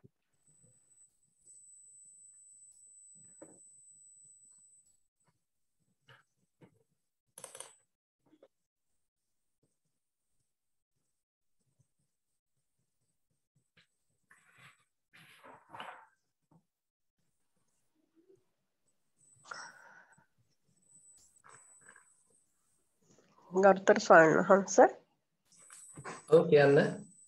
ස්වාමීන් වහන්සේ මට තෙරුවන් සරණයි මට කරුණාකරලා දැනගන්න පුළුවන් ස්වාමීන් වහන්සේ මේ වැඩසටහන ආයෙත් සවන් දෙන්න විදිහක් මම YouTube එකේ එහෙම බැලුවා හම්බුන්නේ නැවත සවන් දීමක් කරන්න මම හිතන්නේ මාර්මේ ස්වාමීන් වහන්සේ දැම්මා පිරිවෙනේ මම හිතන්නේ YouTube එකකට අනන්ත මම ඒ පිරිවන් එකත් බැලුවා මට හම්බුනේ නැහැ මොකක් හරි link එකක් තියෙනවද දන්නේ නැහැ නේ සාමාන්‍ය පිරිවෙන link වලට දාලා තියෙන්නේ ඒ link එක ස්වාමීන් වහන්සේ අද මෙතන chat එකට දාන්න පුළුවන් නම් කට්ටියට බලන්න පුළුවන් නේද ඒ බලන්න මම දාන්න එහෙමයි අපි අර පරණ link එකෙන්මනේ එන්නේ ඔව් ඒ ස්වාමීන් වහන්සේ ඒ link එක මොකක්ද දන්නේ නැහැ ස්වාමීන් වහන්සේ මම බැලුවා පිරිවෙන් එකෙනුත් හම්බුන්නේ හොඳයි ඔබතුමියගේ නම්බරයක් තියෙනවද? ඉතින් අපිට මෙතෙන්ට දාන්න අපි දෙවන්න link එක. හරි. ස්වාමීන් වහන්සේ මම හිතන්නේ මේ මෑණියෝ ඉල්ලන්නේ ඒ කියන්නේ අර පරණ දේශනා දැනට තියෙන තැන. ඒ තුනයි අපි ළඟ ඇත්තේ නේද දේශනා තුනයි අපේ හමුන්නේ ඇත්තේ. ඒක ගන්න පුළුවන් මේ සති භාවනා හා සති පිරිවෙන් කියලා YouTube එකක් තියෙනවා ඒකේ ඇති. නැවත පොඩ සති භාවනා හා සති පිරිවෙන්. සති පිරිවෙන්. නිකිල චුට්ටක් හොයලා බලන්නකෝ ඔයාලට හම්බුනොත් මේක දාන්න link එක. හරි සර්. ඔබතුමියගේ නම්බරේ දාන්න මම දෙන්නම් එතකොට. හරි සර්. හරි සර්. නැස තෙරුවන් සරණයි පින් සිදු වේවා. හරි මහත්යටත් පින් සිදු වේවා. හොඳයි. ජගත් මහත්තයා අත ඔස්සලා ඉන්නවා කතා කරන්න පුළුවන්. තෙරුවන් සරණයි සර් මාව ඇහෙනවද? ඔව් ඇහෙනවා. සයන්නාස කමඨහන් පිළිබඳ විස්තරයක් ලබා ගන්න පුළුවන්ද සයන්නාස? ඔව් පුළුවන්. චුට්ටක් හයියෙන් කතා කරන්නකෝ මේ ජගත් මහත්තයා හිමින් තමයි ඇහෙන්නේ. දැන් ඇහෙනවද සයන්නාස? චුට්ටක් ඇහෙනවා. ඔව්. ඇහෙනවා. සයන්නාස මේ නැසන් මම මේ දැන් මගේ පර්යංක භාවනාව පිළිබඳ මට තිබුණට සයන්නාස දැන් අර මගේ ආටිෆිෂල් මේ බ්‍රීතිං තමයි මට අර තිබුණේ ප්‍රශ්නේ. ඔව්. ඒකට සයන්නාස දැන් අර මං ශරීරයට තමයි අවධානය යොමු කරන් ඉන්නේ. එතකොට මගේ දැන් කකුලේ වේදනාව මට දැනෙනවා. එතකොට අතේ රස්නේ මට දැනෙනවා. එතකොට දැන් අර කකුලේ වේදනාවටම හිත යොමු කරන් ඉන්නකොට ටිකක් වෙලා යනකොට මට වේදනාව තිබුණත් ඒක මට දරාගෙන ඉඳීමේ හැකියාවක් තියෙනවා. හැබැයි ඒකම මගේ අවධානයත් අර ඔබ දැන් අද අනුශාසනා කළ පරිදි මේ අතේ කියන්නේ කකුලේ වේදනාවෙන් අතේ තියෙන රස්නෙට මාරු වෙනවා. ඊළඟට එතනින් හුස්මට මාරු වෙනවා. හුස්මත් දැන් ඉස්සරට වඩා නැචරල් විදියට ගැනීමේ දැන් ප්‍රවණතාවයකුත් තියෙනවා. එතනටත් මාරු ඒ වගේ ස්වයන්ව තනින් තනට මාරු වෙවි තියෙන්නේ. ඒක ස්වයන්ව දැන් ඔබ වහන්සේ අද අනුශාසනාවෙන් කිව්වා ඒ සතිය පවතිනවා නම් ඒක එහෙම ප්‍රශ්නයක් නැහැ කියලා. හැබැයි ඒ ස්වයන්ව එතනින් එහාට මොකක්ද ස්වයන්වද වහන්සේගේ ඒකම බලන්න තියෙන දැන් ජගත් මහත්තයා. ඒ කියන්නේ දැන් අපිට ඒ කාර්මුණක් කියලා දැන් අපි ඒකට කොටු වෙන්න අවශ්‍ය නැහැ. දැන් අපි ඕනම අරමුණකට යහුසුලුව අපේ අවධානය යොමු කරන්න පුළුවන් කුසලතාවය අපි තුළ වර්ධනය වෙලා තියෙනවා. ඉතින් එතකොට පුළුවන් අපි නිකන් සමස්තයක් වශයෙන් ඒක දිහා බලාගෙන ඉන්නකොට ඔන්න මම අර කිව්වා වගේ අපිටම ඔන්න දන හිසේ වේදනාවක් පහළ වෙනවා. අපි එතෙන්ට ඉක්මනට අවධානය යොමු කළා, හිත යොමු කළා, ඒකාග්‍ර කළා බලාගෙන ඉන්නවා. එයාගේ හැසිරීම හොඳට නිරීක්ෂණය කරනවා. ඒ තුලින් තමයි ප්‍රඥාවක් වැඩෙන්නේ. අපි එතන හොඳට සම්පජඤ්ඤය වැඩෙනවා. එතන අපි හොඳට නිකන් හිත මතු පිට තියන් ඉන්නව නෙමෙයි.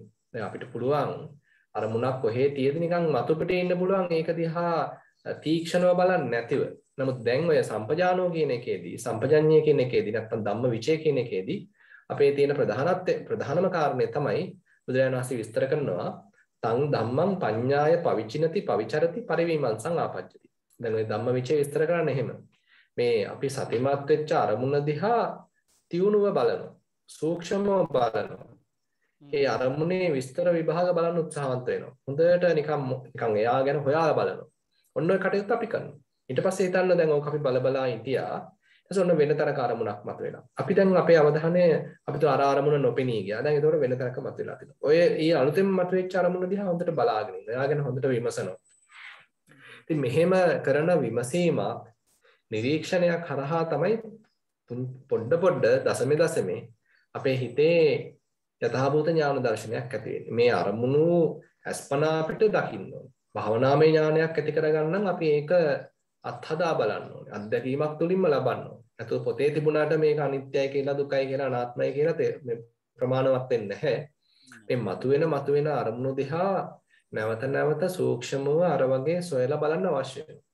ඒ තුලින් තමයි අපිට ප්‍රායෝගික අපේම අත්දැකීමක් විදිහට මේ නුවණක් පොඩ අපේ හිතේ ඇති වෙන්න පටන් ගන්නවා. එතකොට කොයි අරමුණක් කමක් නැහැ. විශේෂ අරමුණක් කියලා දැන් නැහැ. කොයි අරමුණක් ඔය විදිහට හොඳට විමසලා බලන්න. එතනදි සයන්නාස දැන් මම එහෙම ඉන්න උත්සාහ දරන සයන්නාස හැබැයි ඒ වෙලාවෙදිත් අර වගේ අවධානය මාරු වෙනවා. මම හිතන්නේ එහෙම කරන්න හොඳ නැහැ සයන්නාස නේද? ඒ කියන්නේ මම එක අරමුණක් හොඳට විස්තර බලන්න පුළුවන් තාක් බලන්න. නේ සයන්නාස. ඔව්. ඒක සමහරවිට තමයි තේරෙනවා. දැන් ඔක වෙලා තියෙන්නේ දැන් අපි මෙහෙම කිව්වට මොකද දැන් ඔය ගාන්ට ඒ අරමුණත් එක්ක මුහුණලා ඉන්න ගතිය ඊට පස්සේ ඒ සමබරතාවය හිතේ ඒකාග්‍රතාවය මේ ඔක්කොම හොඳට ගැළපීලා එන්න කාලයක් යනවා. සමහරවිට ඔන්න අපි එක්කෝ ටිකක් පරක් වෙලා ගිහිල්ලා ඒක බලන්න. එහෙම නැත්නම් අපි ගාන්ට මුහුණලා බලන්නේ නැහැ. සමහරවිට ඔන්න ඒක ටිකක් බලා ඉන්නකොට හිත කොහෙදෝ ආයි පිට යනවා. ඒ වගේ ප්‍රශ්න ගොඩක් මුලදී තියෙනවා. හැබැයි මේක නැවත කරන්න අපි තුල ඒ කුසලතාවය වර්ධනය වෙලා එනවා. ඕන තැනක අවධානය යොමු කරන්න පුළුවන් ගතිය හැදිලා එනවා. ඊට පස්සේ අවධානය යොමු කළා ඉක්මනට මෙතන ඒ අරමුණ නිරීක්ෂණය කරන්න පුළුවන් ගතිය හැදිලා එනවා. පොඩි වෙලාවක් නෙමෙයි සෑහෙන වෙලාවක්. ඒ අරමුණම හොඳට නිරීක්ෂණය කරන්න පුළුවන් ඒ සමාධිය හැදිලා එනවා. ඔන්න ඒ වගේ ඒ සමාධියත් මෙතෙන්ට ප්‍රයෝජනයි.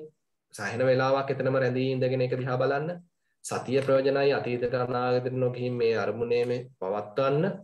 ප්‍රඥාව ප්‍රයෝජනයි අරමුණේ සිද්ධ වෙන යථා ස්වභාවය. එයාගේ චර්යාව හොඳට විමසලා බලන්න. ඔව්. එකක් වෙනස මේ ඒ සමහරක් ගැන ගොඩක් අවස්ථාවලදී මට අර දැන් විනාඩි 45ක් 50ක් විතර යනකොට අර I feel bored and then I feel like getting up. ඒක සෙන්නාස එහෙම කරන්න ඒ වගේ අවස්ථාවකදී ඒ දිගටම මම කොහොම හරි ඉඳී යුතුද එහෙම නැත්නම් නෑ දැන් මාතේ සක්මන එහෙම කොහොමද දැන් සක්මනත් කරනවා සයන්න සක්මනත් මම මේ අර වහන්සේ කිව්වාගේ මේ ඩීටේල් බලමින් ඒ අවධානය යොමු කරන ස්පර්ශයට සක්මන කරනවා හැබැයි හිතත් පිට යනවා මේ කියන්නේ තප් විනාඩියක් දෙකක් යනවා ඉපාරක් හිත මම ඒ අරමුණට මනස ගේනවා ඊළඟ ඒකත් කාලයක් සාමාන්‍ය විනාඩි 2-3ක් එහෙම තියෙනවා ඉපාරක් විනාඩියක් හිත යනවා අන්න ඒ වගේ මට්ටමක තියෙන හැබැයි මට පාද ස්පර්ශය දැන් සමහර වෙලාවට මේ අර නිකන් ඒ කියන්නේ අර පාවෙනවා වගේ කියන්නේ ඒ වගේ තත්ත්වයක් තියෙන නිකන් පාද ඔටෝමැටිකලි යන මේ ඒකත් දැනෙනවා ඔව් එහෙම තමයි සිද්ධ වෙන සයන්නාස සාමාන්‍ය විනාඩි 45-50ක් විතර මම සක්මනක් කරනවා සයන්නාස. හොඳයි ඒකෙදිත් ඔය විදිහටම විමසලා බලන්න. ඒ කියන්නේ මම දැන් කිව්වා වගේ අර අරමුණ විමසා බැලීම තමයි මෙතෙන්දිත් කරන්න තියෙන්නේ. ඒතකොට ඇත්තටම ඉඳගෙන හිටිය අය සක්මන් කළාය කියලා ලොකු වෙනසක් නැහැ. ඉරියව්වේ නෙමෙයි වෙනස ප්‍රශ්නේ තියෙන්නේ. ඉරියව්වේ කියලා විශේෂ වෙනසක් නැහැ. අපි නිරන්තරයෙන් එතකොට මේ අරමුණ නැවත නැවත විමසලා බලනවා. එතුලින් අන්න ප්‍රඥාවක් වැඩෙනවා. එතකොට ඔය මහත්තයා කිව්වා වගේ ඔයකේ යම් අවදියක් එනවා හරිම අර කිව්වා වගේම හරි ඒකාකාරී ගතියක්. ඒක ඇවිල්ලා මේ භවනායෙම හැදෙන එකක්. දැන් අරවා විමසා බල හිටියා. ඒතර දැන් ඒවැ නිකන් පාට මැකිලා යනවා. ඒවැ තිබිච්ච රස මැකිලා යනවා. දැන් අපි හිතමු ඉස්සෙල්ලා නම් උන වේදනාවක් දැක්කා. ඒක සැප වේදනාවක් කියලා ඉතින් බැලුවා. ඊපස්සේ දුක් වේදනාවක්. ඔන්න ඒක දුක් වේදනාවක් කියලා බැලුවා. මෙන්න දැන් උපේක්ෂා වේදනාවක්. ඒක උපේක්ෂා වේදනාවක් කියලා බැලුවා. දැන් ඔහොම කර යනකොට තව පැතිවලින් ඉතින් මේක සියුම් වෙලා මේවැයි යථා ස්වභාවයේ තේරි යනකොට දැන් පස්සේ මේවැයි අර මේක උපේක්ෂාවක්ද මේක දුක් වේදනාවක්ද මේක සැප වේදනාවක්ද කියලා වෙන් කරගන්න බැරි තරම් මේක නිකන් දියාරු වෙලා යන්න ඉඩ තියෙනවා. මේක කිසි වරදක් නැහැ. එහෙම තමයි වෙන්නේ ඒක. ඒතකොට දැන් වෙන් කරන්න බෑ මේක සැප වේදනාවක් මේක දුක් වේදනාවක් මේක උපේක්ෂා වේදනාවක් කියලා වෙන් කරන්න බෑ. හැබැයි මොකක්දෝ එකක් තියෙනවා. මොකක්දෝ දැනීමක් තියෙනවා. ඒ දැනීම ගැන ඔන්න විමසනවා. අපි විරංජනේ වෙනවා කියලා කියන්නේ. දැන් උදාහරණයක් වශයෙන් අපි හිතමු අපි ලස්සන චිත්‍රයක් දිහා බලනවා. එතකොට මේ චිත්‍රය ලස්සන හින්දා අපිට මේක චිත්‍රයක් බව අමතක වෙලා අපි මේ චිත්‍රය තුළ ජීවත් වෙන්න පටන් ගන්නවා. මේ බොහොම ලස්සන ඉර බැහැලා යන දර්ශනයක්. ඉතින් අපි ඒක චිත්‍රයක් තමයි මුලින්. හැබැයි පස්සේ ඒක අපි හිතින් මවාගෙන මුදු වෙරළක් මවාගෙන ඊට පස්සේ ඉර දිහා බලාගෙන ඔන්න අපි ඒක තුළ වසඟ වෙලා. එතන තියෙන අසතිමත් බව. එතන තියෙන මුලාවක්. නමුත් අපි හිතන්න සතිමත් වෙනවා කියලා කියන්නේ මේක හුදෙක් ඒ අරමුණ දිහා අපි බලාගෙන ඉන්නවා. හැබැයි ඒක තුළ නිමග්න වෙන්න යන්නේ. එතන දැන් ප්‍රඥාවකුත් තියෙනවා. එතන දැන් යම් පමණකට නුවණක් දියුණු වෙලා තියෙනවා. මේක හුදෙක් චිත්‍රයක්. මේක ඇවිල්ලා ඇත්ත වශයෙන්ම මේ ඉර බැහැලා යන නියම දර්ශනය නෙමෙයි. මේ ඇවිල්ලා ඒ දර්ශනයෙන් ගත ඡායාරූපයක්. මේ දර්ශනයෙන් ඇඳපු චිත්‍රයක්. කියන ඒ අවබෝධය මත ඔන්න කටයුතු කරනවා. ඒක තව තේරෙන්න ඊට පස්සේ දැන් මේක එපා වෙනවා. ඉතින් එතකොට තමයි නිකන් අර ඒ චිත්‍රයට නිකන් වතුර වැක්කිරිලා ඉතින් දියසායන් චිත්‍රයක් නම් ඒකට වතුර වැක්කිලා ඒක නිකන් බොඳ වෙලා ඒකේ රේඛා මැකිලා ගිහිල්ලා ඒකේ තීච්ච අර ලස්සන ඒ රේඛා ඔක්කොම නිකන් දැන් බොඳ වෙලා ගිහිල්ලා. දැන් අන්න හිතේ තියෙන ඒකාකාරී ගතියක්. හිතට දැන් කිසි රහක් නැහැ. මේ අරමුණේ කිසි රසයක් නැහැ දැන් හිතට. එතකොට තියෙන්නේ තනිකර ඒකාකාරී බවක්. හැබැයි මේකේ දිගට යෙදීම තමයි අවශ්‍ය වෙන්නේ. ඔය මට්ටමේදීත් දිගට යෙදෙන්න. හොඳයි. හොඳයි. තෙරුවන් සරණයි. හොඳයි. සමීර මහත්තයා අත උස්සන් ඉන්නවා කතා කරන්න පුළුවන්.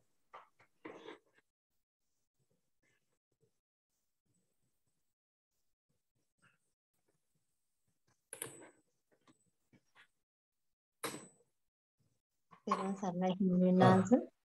ඔව් මං හිතුවා සමීර මහත්තයා කියලා. තෙරුවන් සරණයි ස්වාමීන් වහන්සේ ප්‍රශ්න දෙකක් තියෙනවා ඉස්සෙල්ලා මේ ප්‍රශ්නේ ඉදිරිපත් කරන්න අවසර හරි හොඳයි. තෙරුවන් සරණයි ස්වාමීන් වහන්සේ පර්යංකේ ඉන්නකොට නිශ්චල භාවයක් අත්විඳිනවා මුල ඉඳලම වගේ ඊට පස්සේ ස්වාමීන් වහන්සේ මේ සිතිවිල්ලක් ඇවිල්ලා ඉඳලා හිටලා යනවා ඒක ගැන ලොකු අවධානයක් නැහැ ඒක ඇති වෙලා නැති වෙලා යන විදිහ පේනවා ඒ අතරේ ආයිත් සිතිවිලි නැතුව බොහෝ වෙලා ඉන්නවා මේ අතරේ ස්වාමීන් වහන්සේ කෙනෙක් දියෙන් බලාගෙන ඉන්නවද පුද්ගලයෙක් මම එළියේ ඉන්නවද එහෙම කියලා විතර්කයක් ගොඩනගෙනවා ස්වාමීන් වහන්සේ හරි සක්මන ගැන ටිකක් කියන්න බලන්න. සක්මනේ ස්වාමීන් වහන්සේ බොහෝ වෙලා ඉන්න පුළුවන්. ඒ වෙනකොට අර පුද්ගලයෙක් විදිහටම නෙමෙයි ස්වාමීන් වහන්සේ නිකන් ඉදිරියට යන එහාට මෙහාට ගමන් කරන ස්වභාවයක් තමයි තියෙන්නේ. විශේෂයෙන් කියලා දැනීමක් එහෙම නැතුව එහාට මෙහාට තල්ලු වෙලා යන ස්වභාවයක් අත්දකිනවා සම්මා. හොඳයි. අපි තුමු දැන් ඔහොම සක්මනේ යනකොට අපිට ඔන්න නැවතිලා හිටිය ටික වෙලාවක් එතෙන්දී මොනවා හරි රූප පේනවා. ඒ රූප ඔස්සේ හිත යනවද? ඒ රූප ඔස්සේ ගමන් කරන්නේ නැතුව ස්වාමීන් වහන්සේ අර සාමාන්‍ය ජීවත් වෙනකොටත් ස්වාමීන් වහන්සේ හිස් බව බොහෝ සෙයින් අත්විඳින්න පුළුවන් ස්වාමීන් වහන්සේ අර එළියෙන් වෙන් වෙලා ඉන්න ස්වභාවයක් බොහෝ විට තියෙනවා ස්වාමීන් වහන්සේ අර එළියෙන් කෙනෙක් ඉන්නවා මම එතන ජීවත් වෙනවද කියලා ඊට පස්සේ ස්වාමීන් වහන්සේ විතර්කයක් ගොඩනගෙනවා. ඔව් ඒ විතර්කය අයින් කරගන්න.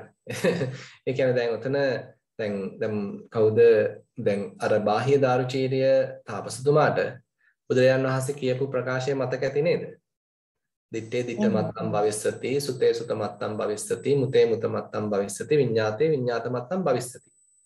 දැන් ඔතන ඔය මට්ටමට අපි හික්මෙන්න ඕනේ. දැන් රූප තියෙනවා රූප පෙනෙනවා හැබැයි ඒක එතනින් ඉවරයි. ශබ්ද ඇහෙනවා ඒක එතනින් ඉවරයි. ගඳ සුවඳ දැනෙනවා ඒක එතනින් ඉවරයි. රස දැනෙනවා ඒක එතනින් ඉවරයි. ස්පර්ශ දැනෙනවා ඒක එතනින් ඉවරයි. හිතට සිතුවිල්ලක් ඉඳලා හිටලා එනවා ඒක එතනින් ඉවරයි. ඒක මත්තෙන් අපි යමක් හදන්න යන්නේ. ඒ රූපය දැකලා රූපය අහවලාය මේක හොඳයි මේක නරකයි කියාගෙන අපි ඒ තුලින් හිතුවිලි පහල කරගෙන ඒ ඔස්සේ විතර්ක පහල කරගෙන දිගට හිතන්න යන්නේ. දැන් ඔය මට්ටම තියෙනව නේද? එහෙමයි ස්වාමීන් වහන්සේ. දැන් ඔය මට්ටම තියෙනකොට දැන් අපි ඔතන හිතන්න ගියොත් ඔතන අමුතුවෙන් අපි විතර්කයක් පහල කරන්න ගියොත් මෙතන දැන් මේ දකින්න කෙනෙක් ඉන්නවා. නැත්තම් විඳින කෙනෙක් ඉන්නවා. දැන් මේ ඇවිල්ලා අනවශ්‍ය විතර්කයක් අපි මේ එතන ගෙනල්ලා දාන්නේ. දැන් අපේ තියෙන යම් සැකයක් නිසා එහෙම නැත්තම් පැටලෙවිල්ලක් නිසා අපි මෙතන විහිං අපි අමාරුවේ අපිව දාගන්නවා. මෙතන මේ දැන් බලන කෙනෙක් ඉන්නවද දකින්න කෙනෙක් ඉන්නවද නැත්නම් එතන කෙනෙක් ඉන්නවද මෙතන කෙනෙක් ඉන්නවද අතරමැද්ද කෙනෙක් ඉන්නවද කියලා මේ අපි ඒක නිකන් ව්‍යාකූල කරගන්නවා. එහෙම අවශ්‍ය නැහැ. අපිට තියෙන්නේ පොඩ්ඩක් හිතන නිදහසේ ඉන්න දෙන්න විතරයි තියෙන්නේ. පොඩ්ඩක් එයාට නිදහසේ ඉන්න දෙන්න. ඒතර එහෙම ඉන්න එයාට තේරෙනවා මේ මමෙක් ඉන්නව නෙමෙයි මමෙක් හදනවා. ඉන්න මමෙක් නෙමෙයි. අපි එක්කෝ අතීතයේ වෙච්ච දෙයක් අල්ලගෙන මමෙක් හදනවා. අනාගතේ වෙන්න තියෙන දෙයක් අනාගතේ කරන්න තියෙන දෙයක් අල්ලගෙන කෙනෙක් හදනවා. එහෙම නැත්නම් මේ වර්තමානයේ ලබන අත්දැකීම මුල් කරගෙන මමෙක් හදනවා. ඒතර මේ ඉන්න මමෙක් නෙමෙයි අපි හදන මමෙක් තමයි තියෙන්නේ. ඉතින් ඔය විදිහට අපි මමයා හදන හැටි තේරුම් ගන්නවා නම් අන්න පොඩ තව තව දිහෙනවා. ඉතින් මේකට බුදුරජාණන් වහන්සේ ගැඹුරින් කියන්නේ අහංකාර මමංකාර මානානුසය නහොಂತಿ කියලා. අර ඒ අහංකාර කියන්නේ මම සෑදීමක් මම කියන ඒ සංකල්පයක් පුජ්‍යල සංකල්පයක් සෑදීමක්. මමංකාර මගේ කියන සංකල්පයක් සෑදීමක්. මාන අනුසය මමයි අනුනුයි කියලා ඒ දෙකොටසකට දාගෙන මම හොඳයි යා නරකයි කියලා අපි මැනීමක් ඔන්න කරනවා. මාන අනුසයක්. ඉතින් මෙන්න මේවා තමයි මේවා තුලින් තමයි අපි ඔක්කොම ඉතින් පැටලෙන්නේ. දැන් මෙහෙම කිව්වට ඉතින් මමත් ඉතින් ඕකේ පැටලෙනවා. ඉතින් මේවා ටික ටික හැබැයි ලියා ගන්නයි තියෙන්නේ. ඒ ලියා ගන්න උවමනා කරන ඒ සරල පසුබිම, නිවැරදි පසුබිම, පිරිසුදු පසුබිම තමයි සකස් වෙලා එන්නේ විපස්සනාවකින්. ඒ පසුබිමේ අපි පොඩ්ඩක් හැබැයි ජීවත් වෙන්න ඕනේ. ඒ පසුබිම ගැන ප්‍රශ්න කරන්න අවශ්‍ය නැහැ. අපිට තියෙන්නේ පසුබිමේ ටිකක් හොඳට ඒ පසුබිම තහවුරු වෙනකන් ඒ පිරිසුදු හිත හොඳට හඳුන ගන්නකන් ඒකේ තියෙන අපි හිතමු නිස්කලංක ගතිය, සැහැල්ලු ගතිය, කෙනෙක් පුජ්‍යලයක් මමෙක් නැතිව ඉන්න පුළුවන් ගතිය, හිතේ ඉඩකඩ සහිත ගතිය, කිසිම ආතතියකින් තොර ගතිය තේරෙනකන් ඒක ටිකක් පුරුදු කරන්න අවශ්‍යයි. ඊට පස්සේ ඉතින් ඒක කැඩෙන්නේ කොහොමද? ආයතන රූපයක් දැකලා ඒක ලස්සනයි කියලා හිතලා ඔන්න ආයි ඒක ගිහිල්ලා ඇලෙනවා. එතකොට ඔන්න ටිකක් දුරට මමයා හැදිලා. ටිකක් දුරට ඉතින් එතන ක්ලේශයක් තියෙනවා. ඒකට අපි එහෙම ඉන්නකොට සැහැල්ලෙන් ඔන්න අතීතයේ වෙච්ච දෙයක් මතක් වෙලා. එතකොට නම් මම තමයි ඒක කරේ. මම තමයි දාන්නේ දුන්නේ. මම තමයි ඉගැන්නුවේ. මම තමයි හරියටම කළේ කියලා මොකක් හරි ඔන්න මමෙක් අල්ලලා ඒ කරපු දෙයක් අල්ලගෙන ඔන්න මමෙක් හදනවා දැන්. අන්න එතෙන්දී අපි ඒක එතනම හඳුනා ගන්නයි තියෙන්නේ. හඳුනගෙන ඒක අත්හැරලා දානවා. සාමාන්‍යයෙන් තේරුණා කියලා.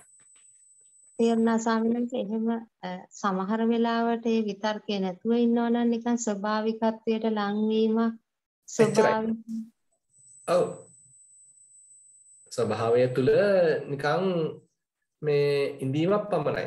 දැන් අපේ ලොකු සානන්ස එහෙම මේ ලස්සනට කියනවා වැටකොටු බැමින් නැති මුරකාවල් නැති ස්වභාවයක්. නේද?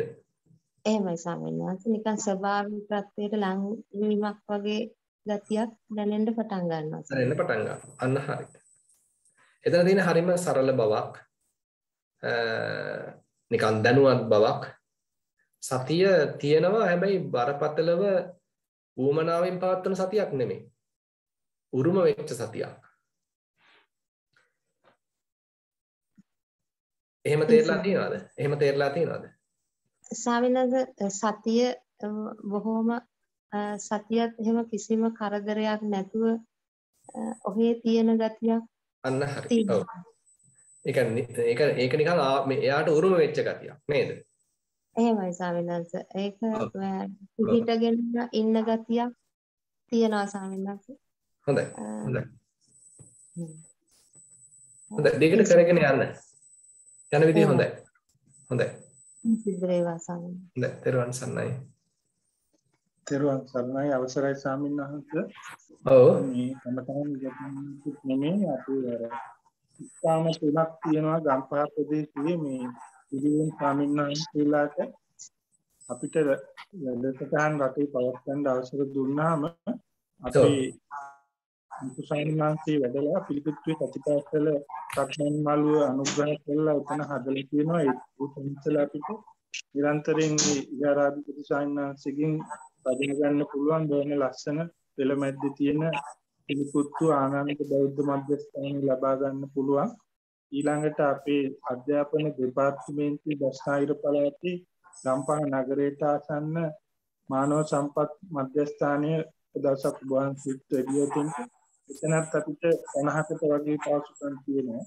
ඊළඟට අපිට පුළුවන් පුරේන් සංඥාසලා නිවාසිකව ඉන්නවා නම් 50කට වගේ 30කට වගේ පාසුකම් තියෙනවා නිවාසික හෝල් වල 100කට වගේ ඉඳ ගන්න පාසුකම් තියෙනවා. ඒක තියෙන්නේ ගම්පහ මිරිස්වත්තේ කිඹුල්ගොඩ කියන ගුරු මධ්‍යස්ථානයේ ඒකත් ලොකු සාන්නාසිකව වැඩලා වැඩසටහන් කරලා තියෙනවා. ඒක තියෙන පාසුකම් ටික සහ ඒක අමතරව අපිට අපි දැන් සතිපට්ඨානෙන් දීලා තියෙන වැඩි ටික ප්‍රහාණය කරගෙන අපි වාහනවල ගිහිල්ලා ඒ ස්ථානවල අපිට මූලික වැඩසටහන් කරගන්න පුළුවන්කම දැනටි අධිගාව බඩු ටික තියෙනවා. ප්‍රහාණයටත් අධිගාව වාහන තියෙන බුද්ධික මහත්මයා කියන්නේ තව ධම්මිකා මහත්මිය අර ක්‍රීඩා පැත්තෙන් ඒ ටික දැනුම් දෙන්න ඕන කුරියන් වල ඉදිරියට ප්‍රායෝගික වැඩසටහන් කරන්න අවස්ථාව ලැබුණාම අපි මොනවා වුණත් මේ කුම්පක්ෂණේ කරන වගේම එතෙන්ට ගිහිල්ලා කොහොමද පොඩි වැඩගත් කියලා මට කිසිම හින්දා මම මේ වෙලාවේ අවසරයි ගන්න දැනුම් දුන්නා. හොඳයි. ඇත්තටම මම හිතනවා මාරමේ ස්වාමීන් වහන්සේට වැදගත් තොරතුරක් කියලා. මම හිතන්නේ අර අලුත් ගෙදර ස්වාමීන් වහන්සේ නේද මේ මාරමේ ස්වාමීන් වහන්සේ ගම්පහ දිස්ත්‍රික්කයට එහෙම ඉන්නේ. පළමු ගෙදර සුමන වංශ. පළමු ගෙදර. එහෙමයි. මේ එකතු කරගෙන කරන්නයි තියෙන්නේ එහෙමනම් සමීර මහත්තයාවත්. පළමු ගෙදර හාමුදුරන්ට හඳුන ගන්න කියමු. එහෙම තමයි. එහෙමයි. මම සමීර මහත්තයා එවන්නම් මේ පළමු ගෙදර ස්වාමීන් වහන්සේගේ ටෙලිෆෝන් අංකය මා ගාව ඇති. මම සමීර මහත්තයාට එවන්නම් මේ දැනටත් වැඩසටහනට සම්බන්ධ වෙලා හිටියේ. එහෙමද? ඔව්. මම නමින්ද දන්නේ නැහැ ඉන්නේ ස්වාමීන් වහන්සේ. පළමු ගෙදර කියලා නම් නෑ හැබැයි.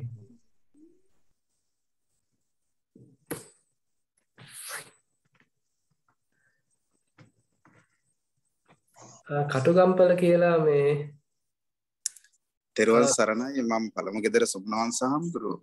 ස්වාමීන් වහන්සේ. තෙරුවන් සරණයි. එමය. ඔබ කාලෙකින් කටහඬ ඇහුවේ. ඒක තමයි. මට අදත් වැරදුනානේ ස්වාමීන් වහන්සේගේ නම. ඒකනේ. මම හිතන වීඩියෝ මේවා කරලා තියෙන්නේ. අපිට කියන්න කිව්වනම් හරිම අපේ හාමුදුරනේ අර ස්ථාන ටික. ඔව් මේ සමීර මහත්තයා ඔයා මේ පළමු ගෙදර ස්වාමීන් වහන්සේට විස්තර ටික දෙන්න. එතකොට ස්වාමීන් වහන්සේත් එක්ක එකතු වෙලා මේ ලොකු වැඩක් කරන්න පුළුවන්.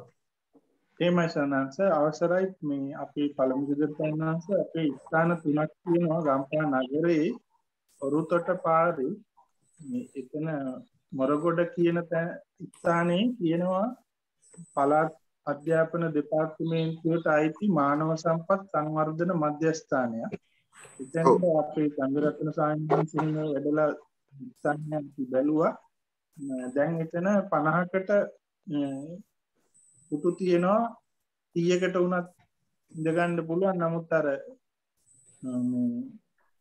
සමාජ දුරස්ත භාවයේ තියාගෙන කරනවා නම් 50කට වගේ කරන්න පුළුවන්.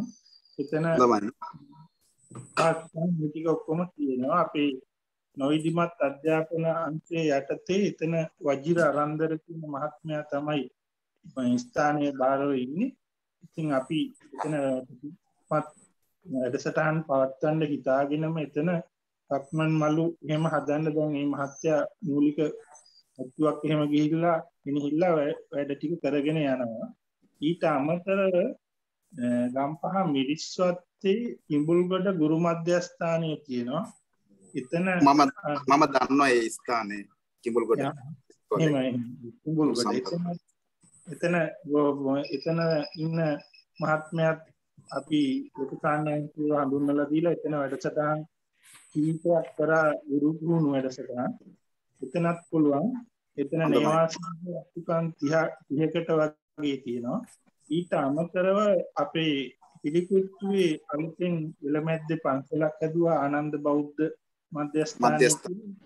ඔව් එතනත් පුළුවන්. එතන ලොකු සායනන්සේ ධම්මජීව සානන්සේ වැඩලා වැඩසටහන් කරලා එතන මළුව එහෙම හදන්න උන්වහන්සේ අනුග්‍රහ කළා. දැන් එතනත් පුළුවන් අපිට වැඩසටහන් කරන්න.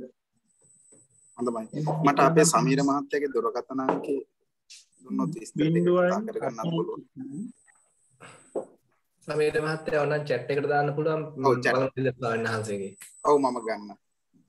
ඔව් හරි මම ගන්න. හොඳයි. බොහොම පිං අපේ සමීර මහත්මයා. එහෙමයි සම්. හොඳයි. අවසරයි අපේ චන්ද්‍රරතන පණ්ඩිත හාමුදුරනේ. පෙරවන් සර්ණයි ස්වාමීන් වහන්සේ.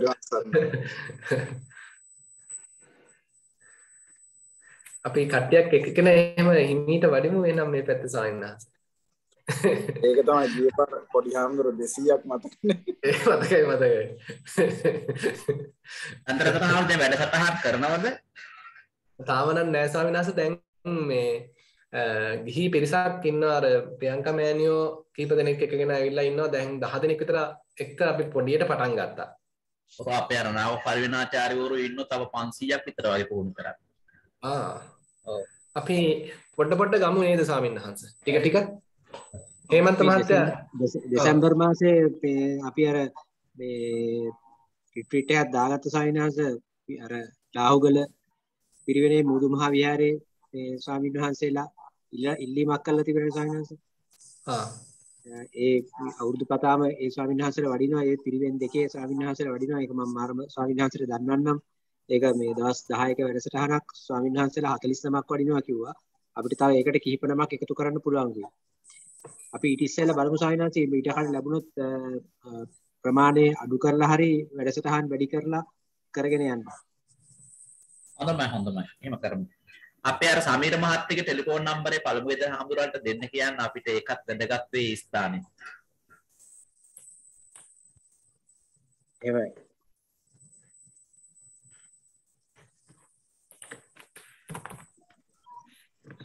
ප්‍රශ්න ගැටළු ඉදිරිපත් කරන්න තියෙනවා නම් තාම අවස්ථාව තියෙනවා පොඩි වෙලාවක්. ඔව්.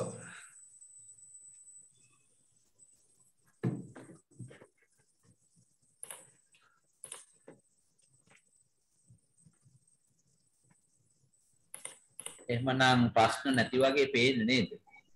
ඒක තමයි. අපේ කටුගම්පල නන්දරතන අධ්‍යක්ෂ හාමුදුරන්ට කියමු එහෙනම් පුණ්‍යානුමෝදනාව කරලා වැඩසටහන අවසන් කරන්න කියලා. එහෙමයි සානත්. මිත්‍රිගල නිස්සරණ වන සෙනසුනේහි අති ගෞරවනීය නායක හාමුදුරන් වහන්සේ ඇතුළු අපේ ගෞරවනීය හාමුදුරන් වහන්සේලාගේ අවසරයි අද දවසේ ජීවිතයට අවබෝධයක් ලබා දීම සඳහා සති භාවනාව පිළිබඳව මෙම වැඩසටහන වෙනත වගේම සඳුදා දවසේහි ඔක්තෝබර් 2 සිට පැවැත්වුණා. අද දවසේදීත් මේ දේශනාව ඉතාමත් හරවත් අයුරින් ඒ වගේම ප්‍රායෝගිකව අපේ ගෞරවනීය පානදුරේ චන්ද්‍රරතන හාමුදුරන් වහන්සේ සිදු කරනු ලැබුවා. මේ පිළිබඳව අපි විශේෂයෙන්ම මේ මොහොතේදී පුණ්‍යානුමෝදනා කරන්නට බලාපොරොත්තු වන සහභාගී වූ සැමටත් දේශකයන්න් වහන්සේටත් පළමුවෙන්ම මේ කටයුතු වලදී ප්‍රමුඛත්වයේගෙන මූලිකත්වයේගෙන මඟ පෙන්වන මීතිරිගල නිස්සරණ වනසෙනසුන් අධිපති අති ගෞරවාර්හ නායක මාහිමිපාණන් වහන්සේ ගෞරවයෙන් යුක්තව සිහිපත් කරමින් අපි පුණ්‍යානුමෝදනා ආශිර්වාද ප්‍රාර්ථනා කරනවා. ඒ වගේම මේ කටයුතු වලදී අධ්‍යාපන අමාත්‍යාංශයේ පිරිවෙන් ශාඛාව වෙනුවෙන් මෙම වැඩසටහන සංවිධාන කටයුතු සිදු කරමිනුත් සම්බන්ධීකරණ කටයුතු සිදු කරමිනුත් කටයුතු කරන භාවනා හා සතිපාසල සති පිරිවෙන් සහකාර අධ්‍යාපන අධ්‍යක්ෂ අපේ ගෞරවනීය මාරඹ චන්දවිමල අධ්‍යක්ෂක හාමුදුරන් වහන්සේට විශේෂ පුණ්‍යානුමෝදනාව අපි මේ මොහොතේදී සිදු කරන්නට ඕන. උන්වහන්සේ බොහොම කැපවීමෙන් තමන්ගේ වහන්සේගේ ඒ විෂයට අනුව ඒ අදාළ කටයුතු සංවිධානය කරමින් බොහෝ දෙනා මේ සඳහා සම්බන්ධ කරගනිමින් මඟ පෙන්වමින් කටයුතු කරනු ලබනවා. ඒ වගේම අද දවසේ මේ වැඩසටහන වෙනුවෙන් පිරිවෙන් ශාඛාවෙහි අපේ ත්‍රිපිටක ධර්ම විෂය සහකාර අධ්‍යාපන අධ්‍යක්ෂ ගෞරවනීය පළමුගෙදර තුමනවංශ හාමුදුරුවන් වහන්සේත් ඒ වගේම පිරිවෙන් ශාඛාවෙහි හසුරු කුසලතා ඒ වගේම සාමණේර භික්ෂු පුහුණු අංශය භාරව කටයුතු කරන අපේ තමාඩුවේ පඬිත හාමුදුරුවන් වහන්සේත් සම්බන්ධ වුණා. උන්වහන්සේලාටත් අචිල් හාමුදුරුවන් වහන්සේලාටත් පුණ්‍යානුමෝදනාවන් සිදු කරනු ලබනවා. විශේෂයෙන්ම අද දවසේදීත් හරවත් එවැගේම ප්‍රායෝගික වැදගත් වූ දේශනයක් සිදු කරමින් කල්යාණ මිත්‍රත්වයෙන් හැම දෙනාටම ගිහි පැවිදි සියලු දෙනාටම කරුණාවෙන් දේශනාව සිදු කරනු ලැබූ අපේ ගෞරවනීය පානදුරේ චන්දරතන හාමුදුරුවන් වහන්සේට අපි නිරෝගී සම්පන්නිය චිරජීවනයේ පුණ්‍යානුමෝදනාවන් සිදු කරනු ලබනවා. ඒ වගේම අද මෙම වැඩසටහන වෙනුවෙන් සහභාගී වූ ගෞරවනීය හාමුදුරුවන් වහන්සේලාටත් ඒ වගේම ගිහි පින්වතුන් සියලු දෙනාටමත් ඒ වගේම සතිපාසල වැඩසටහනෙහි ඒ ක්‍රියාකාරී මහත්වරුන් ඇතුළු සියලු දෙනාටමත් තුනුරුවන්ගේ ආශිර්වාදය ප්‍රාර්ථනා කරමින් හැම දෙනාටම නිදුක් නිරෝගී සුවපත් භාවයේ සැලසේවා. ඒ වගේම පරලොව සුගතියත් උතුම් නිවනින් සැනසෙන්නත් මේ පින් හැමතෙම හේතු වාසනා වේවා කියන ප්‍රාර්ථනාවෙන් අපි පුණ්‍යානුමෝදනාවන් සිදු කරනු ලබනවා. සියලු දෙනාටම තෙරුවන් සරණයි.